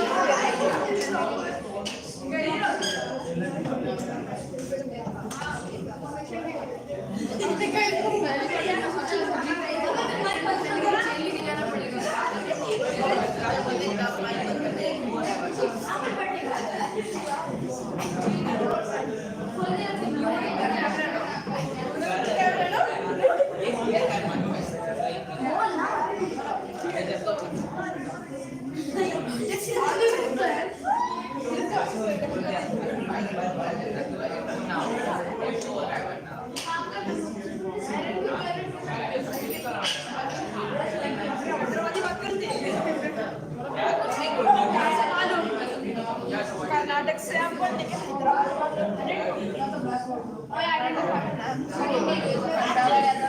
I did both.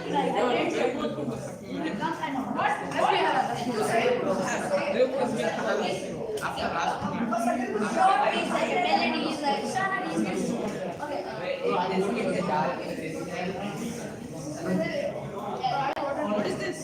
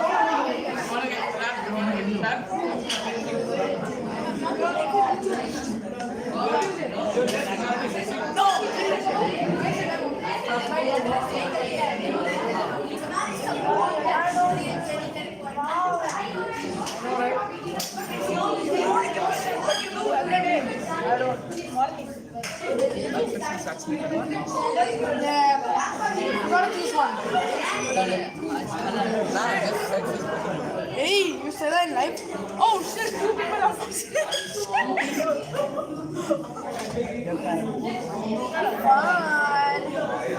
Hey guys, what's up? How much time?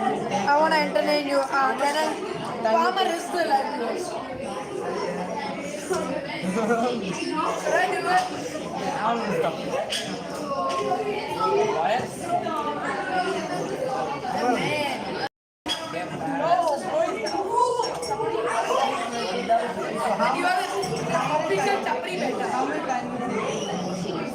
How many time you take? How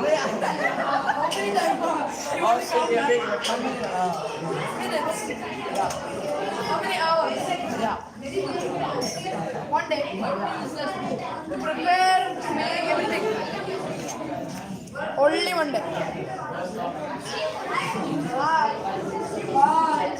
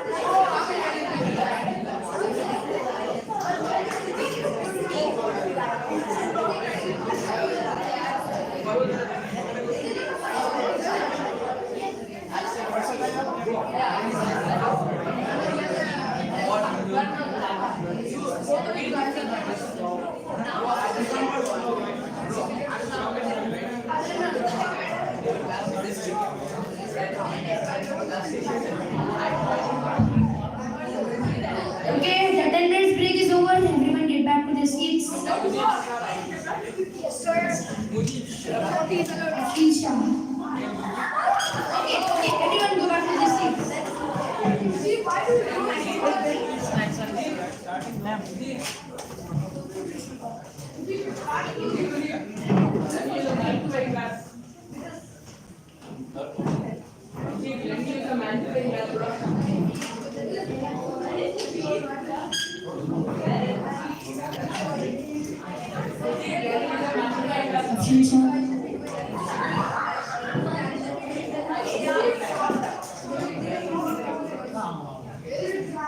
Now we have another workshop session by Harsh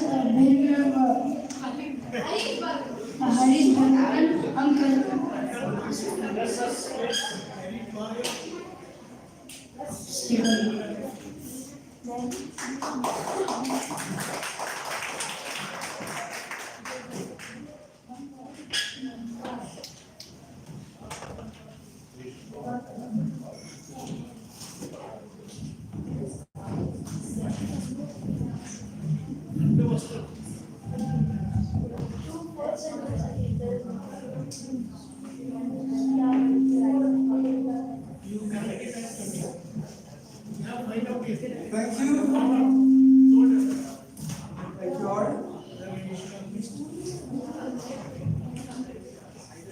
So we are going to have a workshop. And first of all, Sabu, how much time do you have? 25 minutes. 25. In the agenda, it is 30 minutes. There is 5 minutes for snacks. Right, okay. So we are going to discuss about emotional intelligence. How many of you have heard about emotional intelligence? Can I see a show of hands? Only one person? Have you heard about emotional intelligence earlier? Yes. Okay, you have. Now tell me what is emotional intelligence. Heard. Okay, tell me what is emotion. Feelings, exactly. So you know the basics, okay? Now, before getting into what is emotional intelligence, let me ask you a question. When you speak to someone, is the content of what you say or the tone in which you say it, which is more important? Is it the content or the tone? Both are important. Okay, still. Okay. Content. You say, so you say content. How many say content? How many say tone? Okay, let us do an experiment. This is a pure experiment, okay? Do not take it personal. I'm not trying to hurt you anyway. This is just an experiment, okay? So, Rosama, I'm going to ask you a question. Okay? Could you stand up? Okay. Please sit down. Could you stand up? Rosama? Which way you like? The first one better. First one was better. This is purely to do an experiment. Okay? So, in both the cases, I used the exact same content. There's no change in the content, but when the tone changed, it made a big difference, isn't it? Has anybody taught you about this in school? Nobody ever told you that the tone is more important than content, isn't it? Yes. It is not only about the tone. We all know what we are. In that case, is there an importance for the dress that we wear? Whether we wear an ordinary dress or something that looks professional, is there anything important about dressing professionally? Yes. No. Many of you will feel no, because we all say, never judge a book by its cover. In that case, what is the importance of dressing? You know, like another thought experiment. Imagine you are walking on the street and you find a person appearing sick and falling down. Will you go and help him? You will, okay? Imagine that person was wearing very poor tone clothes. In that case, will you go and help him? Yes. You say yes, but this was actually tested. An actor, he dressed like a beggar, went to a junction and acted as if he is fainting. You know what happened?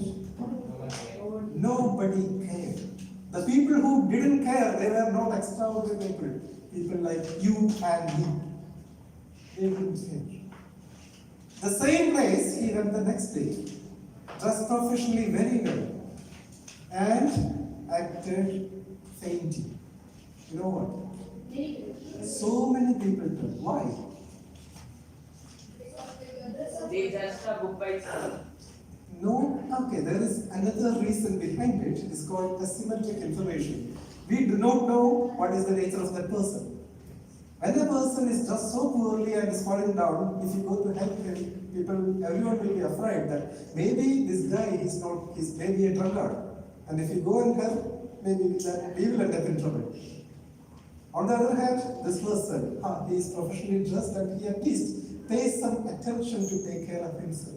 So, without ourselves knowing, we are drawing conclusions about the people around us. It is not something that we can help. Because without that kind of heuristics, life will become too complex for us to manage. Each and every situation, we will not be able to logically deduct into an equation and find out what is the best result. That is impossible. Because the situations in life are far too much more complex than any equation that we can reduce it to. So, we all have this tendency innate within us. Without ourselves knowing, we are passing judgments, we are making decisions, but none of the science or maths that we learn in school really describe what actually happens behind the rational mind. And that is called emotional intelligence. About the importance of it. See, in your school, imagine your teacher comes and asks you, students, what is the best gift you can give me? What will be your answer? A pen, Pen, book, diary, book, good grades. good what? Respect. Okay, good grades. The teacher asked me the same question when I was in the 9th grade, and I gave the same answer, a book. And my friend said, pen. And the teacher said, none of that I want. What I want from you is get good marks. Okay? So, our generation used to study hard because all that was required from us was to score the maximum marks. That's what our parents told us. Study well, get good marks. Where teachers told, study well, get good marks. And many of us tried. Some of us got good marks. And after that, we went to college. After that, we joined in different companies, or somebody started a business. And many, many years later, we all went back to a reunion. And your parents would have already done that. They also would have gone back to the reunions. Ask them, was it the person who scored the maximum mark who became the most successful in life? No. Then what kind of person became most successful? Lowest marks. Not the lowest mark. Character. The creative. Creative. Some parents are here. Let us hear. What was your experience, if you have gone back to your schools? Yeah, who became most successful after some years after the school? What kind of person? Was it the person with the maximum mark? I think it depends. In your experience, who exactly and what was he or she like? I think local people No. achieve more success. Okay. Okay, man, thanks. You know what? Usually, people who achieve extraordinary success in life, they are average people. Okay? It is average people who excel so well. Because what makes the difference is the attitude. But do you learn about attitude in school? No. No. What is behind all these things? That is a field called emotional intelligence. And this is a vast subject, and within the 30 minutes, I cannot cover it. But what I can do is I can just give you an introduction, and rest of it, already I have uploaded about 8 videos in YouTube, and don't watch them now. After this OLP, I will post them one by one in the group. At that time, go watch them. Because this thing, in a rigorous, structured manner, you are not going to be taught in the schools, and I am I haven't, not familiar, I haven't heard of anyone who is giving that kind of a training.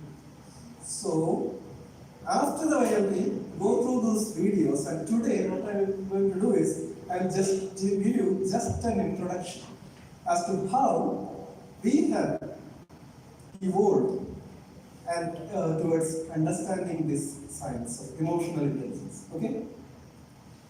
You know, our revolution started millions of years ago, and at that time we didn't have schools. We were cave dwellers, and after many years, maybe in the Europe around 500 years, and India, Gurukul, many years, maybe thousands of years, we had schools and people used to study well, but how to find the innate capability of a person? It was not clear at that time. In 1824, something around the late part of 19th century, that is 1870 or so, two famous anthropologists, they postulated that the size of the head is the best indicator of intelligence. Yeah. If the head is big, that person, they said that will be more intelligent. You all know that this cannot be, but just 1.5 centuries ago, the leading scientists in the field, they used to think like that. Okay? Then, Binet and Simon, they were in France. In the year 1904, the government of France asked them, how can we objectively find out if a person is really of low intelligence or lazy? So the government wanted to find out a way to clearly identify lazy students versus intellectually challenged students. Okay? And Binet and Simon at that time, they developed a kind of questionnaire, objective kind of questionnaire, and that was the first development of IQ test, intelligence quotient. Have you all heard about IQ? Yes. Yes. So IQ test was originally developed in the year 1904 by Binet and Simon. So that is where we, as the human race, started to come to understand our intellectual capacities in a kind of objective way in 1904. During the First World War, US Army wanted to have a scientific way to identify who can be trained as an officer and who can be trained as a soldier. Until then, do you know what was the criteria to? In the Europe, it was based on family. The nobles, they were officers, and the commoners, they were soldiers. In the US, nobility was not there because they were all migrants from Europe. So they wanted to find an objective way. And they asked Binet, they thought of utilizing the Binet-Simon test for identifying the people who would be capable of becoming officers. So Binet went to US, and the test originally was in French, and it was translated or changed into English, and that was called the Stanford-Binet test. And the Stanford-Binet test, it was administered to 1.7 million soldiers. And out of that, they sorted out the people who scored high marks as officers, and that was the first mass utilization of IQ test.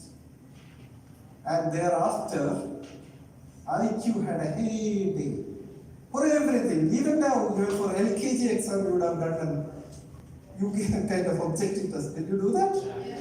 Yes. So all the tests, like after a while, you will have CAT or SEAT, so many entrances and recruitments in all the fields. Nowadays, this kind of tests are widely used based on what was developed by Binet and Simon in 1904. And it is supposed to identify people with better IQ. But does better IQ always predict someone to perform better in life? There was some other, but right now in your schools, what you will be trained on, it will be mostly on maths, logical test, IQ level. Our current education system is designed around the concept of IQ. But we find that people who score high in IQ do not necessarily end up well in life. So what is a good life? When we say that someone ends up well in life, we think that they have a good life, isn't it?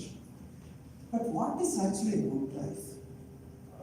They should be satisfied with themselves. They should be satisfied with what they are doing. What they are doing? Okay. How can you say that? Let's imagine that they are so sick, tired, and no one is there around to help them. But they say they are satisfied with themselves. Is it a good life?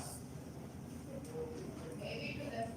Maybe to them, but if you are in that position, imagine you don't have, somebody can be like, and if they are starving, and if they are obviously in pain, and still if they say that, okay, because we cannot judge what is going inside their mind. Obviously from the appearances we can judge that, okay, they are leading a miserable life, and they say that, okay, I am satisfied with myself. Are they deluding themselves? Or are they really, is it really a good life? Would you prefer to have that kind of a life? You will not. Then what kind of a life would you prefer to have? Lavish, okay, rich, okay, then comfortable, right, rich, happy, good, everyone helps you, okay, like, so usually if you ask people, they will most likely say, I want to be rich and famous, like Ronaldo, or like Messi, or Madhuri Dixit, or whatever, rich and famous. If you end up rich and famous, will you be happy?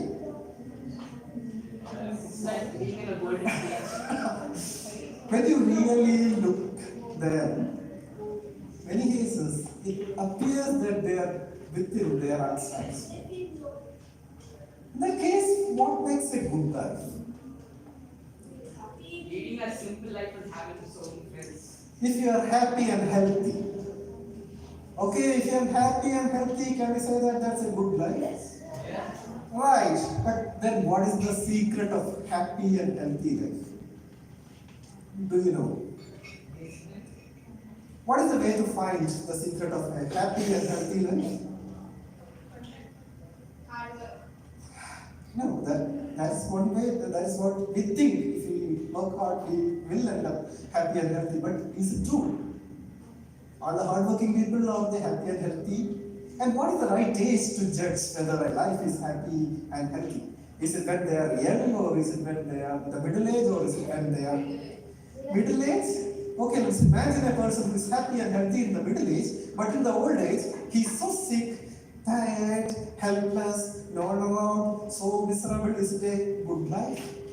No. In that case, what is the right age to judge whether that life? No? Old age, okay. If a person in the old age is happy and healthy, we can more or less certainly say that, okay, that was a good life. Because in the old age, even the old age, she is happy and healthy. But what was the way they became? How did they live? What was the specific, special way? What is the secret? How can we find out? If you go and interview the happy and healthy old people, they will tell you many things that happened in their life. They will be relying on their memory. But there is an issue with memory. You know what? Memory can sometimes be outrightly creative. We might remember vividly something that really did not happen at all. Or we might remember something much different than how it actually happened. So we cannot rely on memory. So Harvard University, they launched a study in the year 1938. And what they did is they followed 760 some students in their teens. Okay, out of them, 268 were the students of Harvard University itself, and 468 were from the economically backward areas in the cities. So there was the whole spectrum. What they did is they followed these students. Every 2 years, they interviewed, collected meticulously exhaustive details about them. They checked their blood cholesterol level, their intelligence level, their income level, family's education, and so the way they were talking to their parents, and so much of data they collected every 2 years and kept meticulous record of it. And this study reached the 75th year, so you can count like in 2030 or somewhere. At that time, what they did was they checked what about these people in their 50s would best predict how they ended up in life in their 80s and 90s. So they had all the data, objective data, without any biases, captured at that time and kept in pristine records. And some of the participants, some of them, they ended up becoming teachers. When the study began, no one knew where they are going to end up in life. Some of them became bricklayers, some of them became lawyers, one of them became the president of the US and then got assassinated, John F. Kennedy. He was a participant of the study. And some others, they started as very rich and went the opposite way. When it was in the 70th year, they were living poor and sick. And they took over this data and did an analysis to find out what about these people from their 50s would be the best predictor of their health and happiness in their 80s and 90s. Can you guess what was the best predictor of a good life about people? Would it be the blood cholesterol level, or the hardworking nature, or intelligence quotient, or income level, or family life? Attitude, hardworking nature, so attitude means hardworking. Emotions? Emotions means what? I mean, everyone will have, even if you are sick and tired, you will have emotions. You know what? Can you suggest? You know? It came out very starkly that it was the people who were in loving and caring relationships. They were living happy and healthy in their old age. That means they had close relations. They knew in their heart of heart that there are others who I can depend on if there is a requirement. It was not their intelligence. It was what? What was what? Loving people who had loving and caring relations. They ended up having a good life. One question. Does IQ predict your ability to create a loving and caring? No. Does anybody teach you how to develop loving and caring relations? No. You can, okay. It is not like taught in schools, but if you are born into a good family, maybe you can learn it from your parents, but not every child could be growing up in that kind of a family. So if you want our next generation to grow up to have a good life, what should we teach them? What? How to develop loving and caring relations, okay? And there is a science behind it, how to do that. That's all part of this emotional intelligence. And we cannot go through all of it today. But I am just giving you how this emotional intelligence started us if you please, yeah, this one more. Yeah. Next challenge to IQ came from multiple intelligences. This was a theory proposed by Howard Gardner, and he said that IQ measures only one kind of intelligence. People are endowed with different kinds of intelligences. He said there are eight types of intelligence. One is logical, so who is example of a genius in logical? Albert Einstein. Linguistic, who is a genius in linguistics? J.K. Rowling. Kinesthetic, who? Sachin Tendulkar. Musical, Lata Mangeshkar. Interpersonal. Interpersonal means the ability to interact with other people. And politicians are adapted to it, okay? And Albert Einstein may be very poor at it. Okay, next is intrapersonal. Who is that? Ratan Tata. Intrapersonal means knowing the strengths and weaknesses of oneself. In business, it's a dog-eat-dog world, cutthroat competition. There, if somebody has to succeed, that person has to have a very clear idea what is the strength, inherent strength as well as weaknesses. Without that, they cannot. Next one, visual. Is that it's Vincent Van Gogh, okay? Painter. Naturalist, Charles Darwin. So Howard Gardner said there are different types of intelligences, and people can be geniuses in different ways. And out of all these geniuses, except Albert Einstein, others wouldn't score very high in IQ. All others, they will have an average IQ level. How many of you think that Sachin Tendulkar is a genius? None of you? Yeah, all of you, okay. Can you play better cricket than Sachin Tendulkar? You cannot. So in cricket, is he a genius or not? Yes. He's a genius. But all of us sitting here are or will be better than Sachin Tendulkar academically. You know why? Sachin has not passed his 10th grade. So when you pass your 10th grade, educationally you will be better than Sachin Tendulkar. But does it mean that we are all more geniuses than Sachin Tendulkar? No. Okay? So Howard Gardner said, if you judge a fish by its ability to climb a tree, it will live its whole life believing that it is stupid. What he said is that if you judge Sachin Tendulkar by his ability to solve special theory of relativity or to sing a song, Tendulkar, what he might think. Yes. And the other way around, if you ask Albert Einstein to play cricket, what will happen?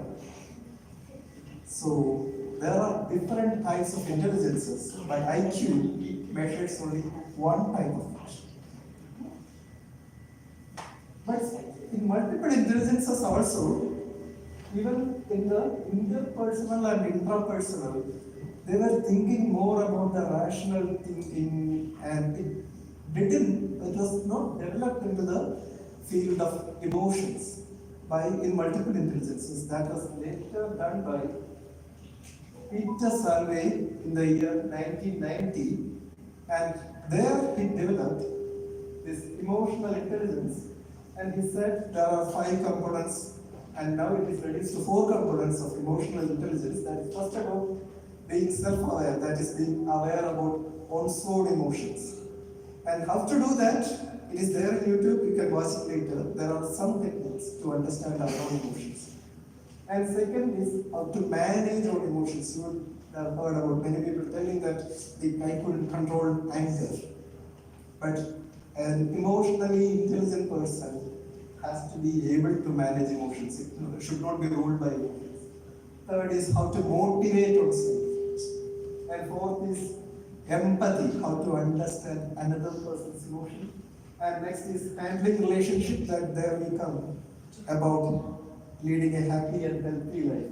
So how to do that? There are various techniques for it. It is all there in YouTube. After this I will be posting those videos. Please go through them, because scientifically it is seen that almost like IQ or intelligence quotient, it will get you to the entry level. It will help you land up in a job. It will help you to raise funds, to get the initial funds to launch your startup. But thereafter, from the starting point, the people who progress far ahead of the rest, they are seen to be intelligent, they are seen to be more emotionally intelligent.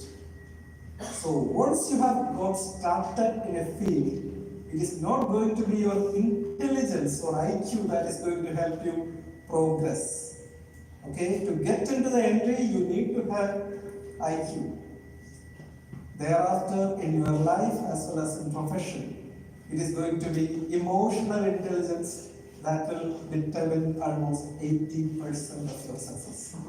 Okay? This is the significance of emotional intelligence. And if you have, I have exceeded my time. I didn't, because I know that today we will wind up much earlier than 8:30. I know. That is the reason I am exceeding. If you have, I would like to answer. If you have questions, maximum 1 or 2. Any questions?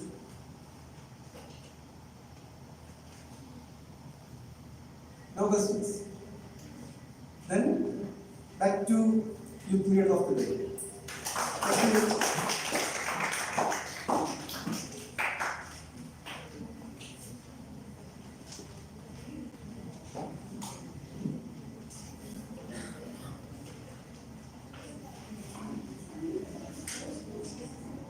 So usually days. How do you feel? Amazing. Motivated? Yeah. Now you got some ideas about the subject? Emotional? Yes. So you can see what our DTM Periyar said. He has taken around 10 classes. 8. Because when I was president of Periyar Masters Club, he used to he took 8 classes regarding this emotional intelligence, and that was uploaded in the YouTube. So after the grand finale, you can watch it before because it is too long, and so you have to watch it in a proper way. What is the DTM Harish is intending in it? That you have to get at least 1 or 2 times. You have to watch one video. Then only you will get the proper ideas about the emotional intelligence. Maybe you will get it very fast, but for us, for me, my experience, I told you. Anyway, it was a good initiative. So for DTM Harish we need to give a warm appreciation. So for that, I would like to call just ask mother to give you the let's not that.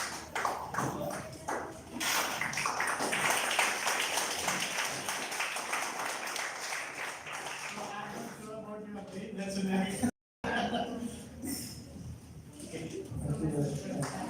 Please.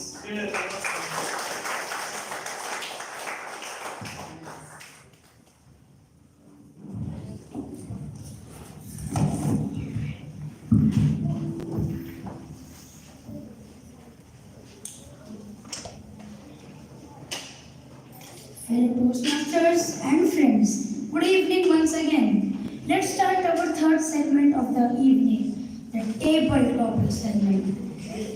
To conduct the most exciting segment, we have an exciting personality. We have our PT master. So please help me welcome you to the convert that you able to conduct this segment.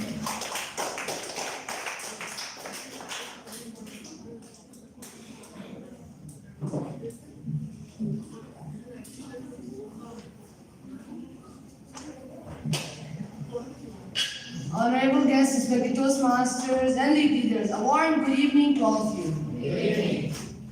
The purpose of table topics is to sharpen our communication skills of listening, thinking, organizing, and speaking. The time allotted is a minimum of 1 minute and a maximum of 2 minutes and 30 seconds, after which you will be disqualified.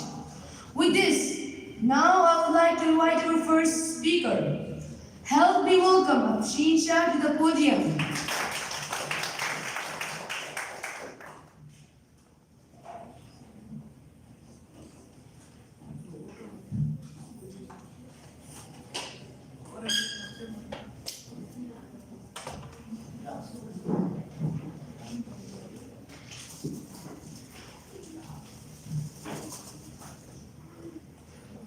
Youth leader Afshin Shah, your topic for today: if you had to teach something, what would you teach? Youth leader Afshin Shah, if you had to teach something, what would you teach? Dear youth leader of the day, fellow youth leaders, respected Toastmasters and distinguished guests, a warm good evening to one and all. Good evening. If I had to teach something, what would I teach? I think the number one thing that I would like to teach is to have patience and also to believe in yourself. But that's a different topic now, right? See, if you just go on and do your things being extremely reckless, you can't really know what the end result will be if you don't really think about it and understand the meanings of your actions and how that outcome would be. If you're patient and you contemplate your decisions, think through every step, you will have a rough idea what your outcome will be. And because you've thought, and I'm pretty sure none of you would like to have a bad outcome or something that makes you look hilarious, you know that with thinking, you have a rough idea what you'll do, and you know that you'll be having a positive outcome, and people won't think of you like that piece of gum stuck to your shoe. Basically, I mean that people won't think of you as a very annoying brat. Many people think of that as me, but please don't, I beg you. As a conclusion, the thing that I would like to teach to people is to have patience. Thank you.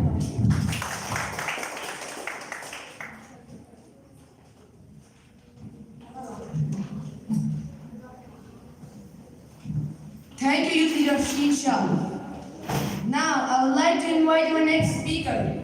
Please help me welcome Youth Leader Kamar Taha to the podium.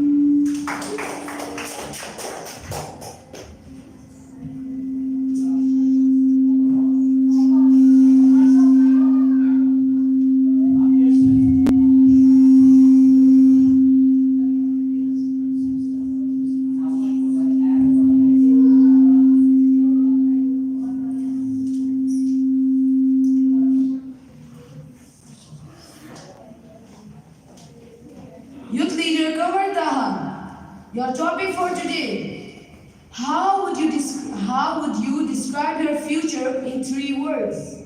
I repeat, how would you describe your future in 3 words?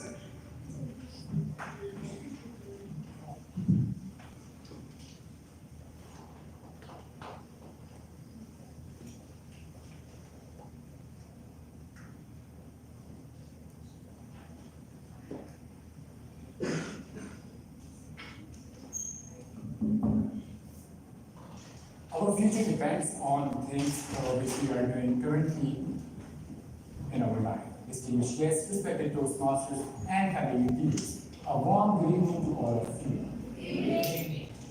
We all are going through the phase of student life right now, and obviously our student life will help to choose our career and build up your future. So if I see about myself, I don't really see that bad because right now I have pursued to study medical and I'm studying biology, and my grades aren't that bad currently. So I hope that in my upcoming life, I will be able to excel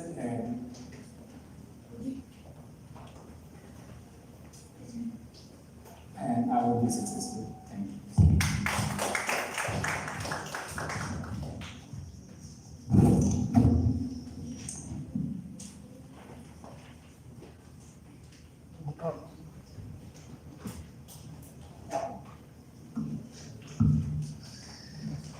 Thank you, Teacher Kamartaha.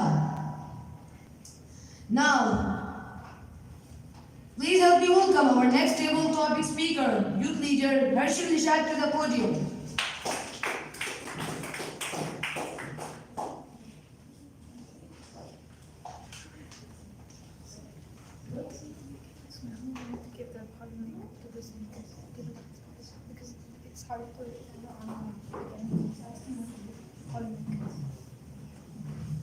Youth Leader Harshil Nishad, your topic for today. Describe an activity that you usually do that wastes your time. I repeat, describe an activity that you usually do that wastes your time.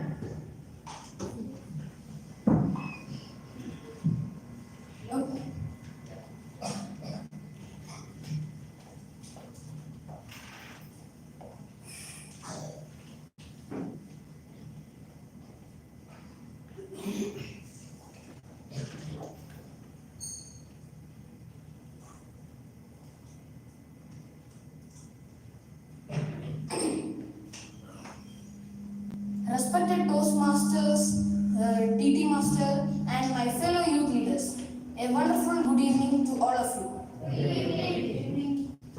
The one activity which wastes my time is not obviously sports, but is mobile. The one game which wastes, I think so, 90% of my time is FC Mobile. He changed his name to FC Mobile. The starting to the game. So wonderful that I closed the game, then restart it, and again see it again. I'm so addicted to that game that one single day without playing that in my mother's phone, obviously, I will be angry to my mother and telling, why you didn't give me the phone? Please give me. My mother is like, I'm not like you. I have some work to do. So I will be, even I have to do some work in my game. So my work, it's not that important. Just like you.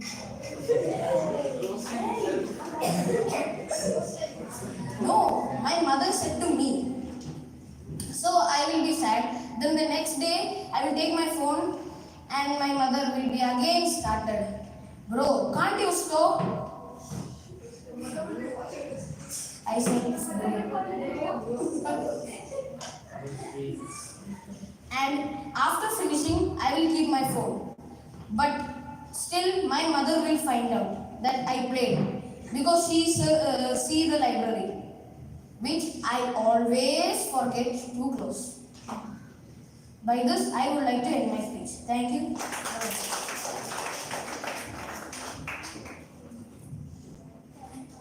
Thank you, Leader.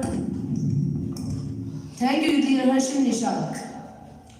Now, I would like to invite our next speaker. Please help me welcome Youth Leader Sabrish to the podium.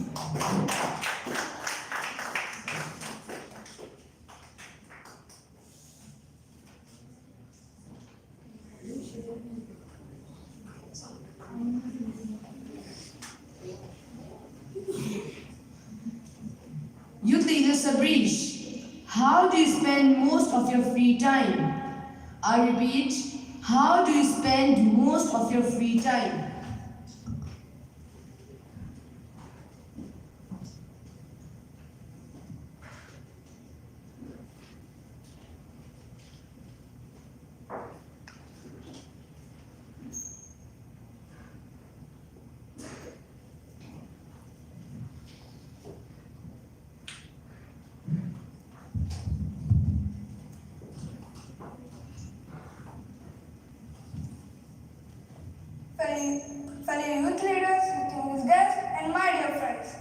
a very warm good evening to everyone.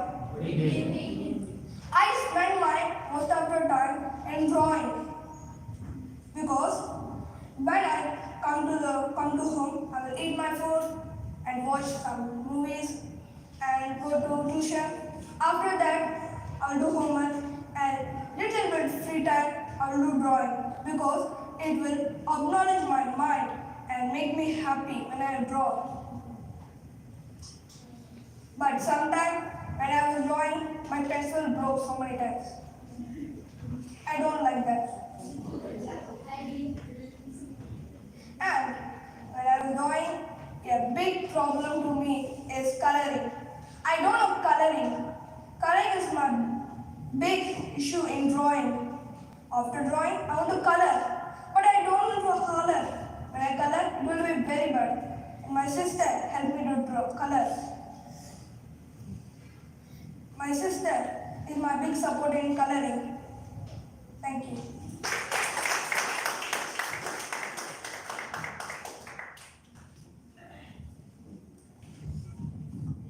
Thank you, Leader Sabrish. Now, I would like to invite our next speaker. Please help me welcome Leader Khalid Abdullah to the podium.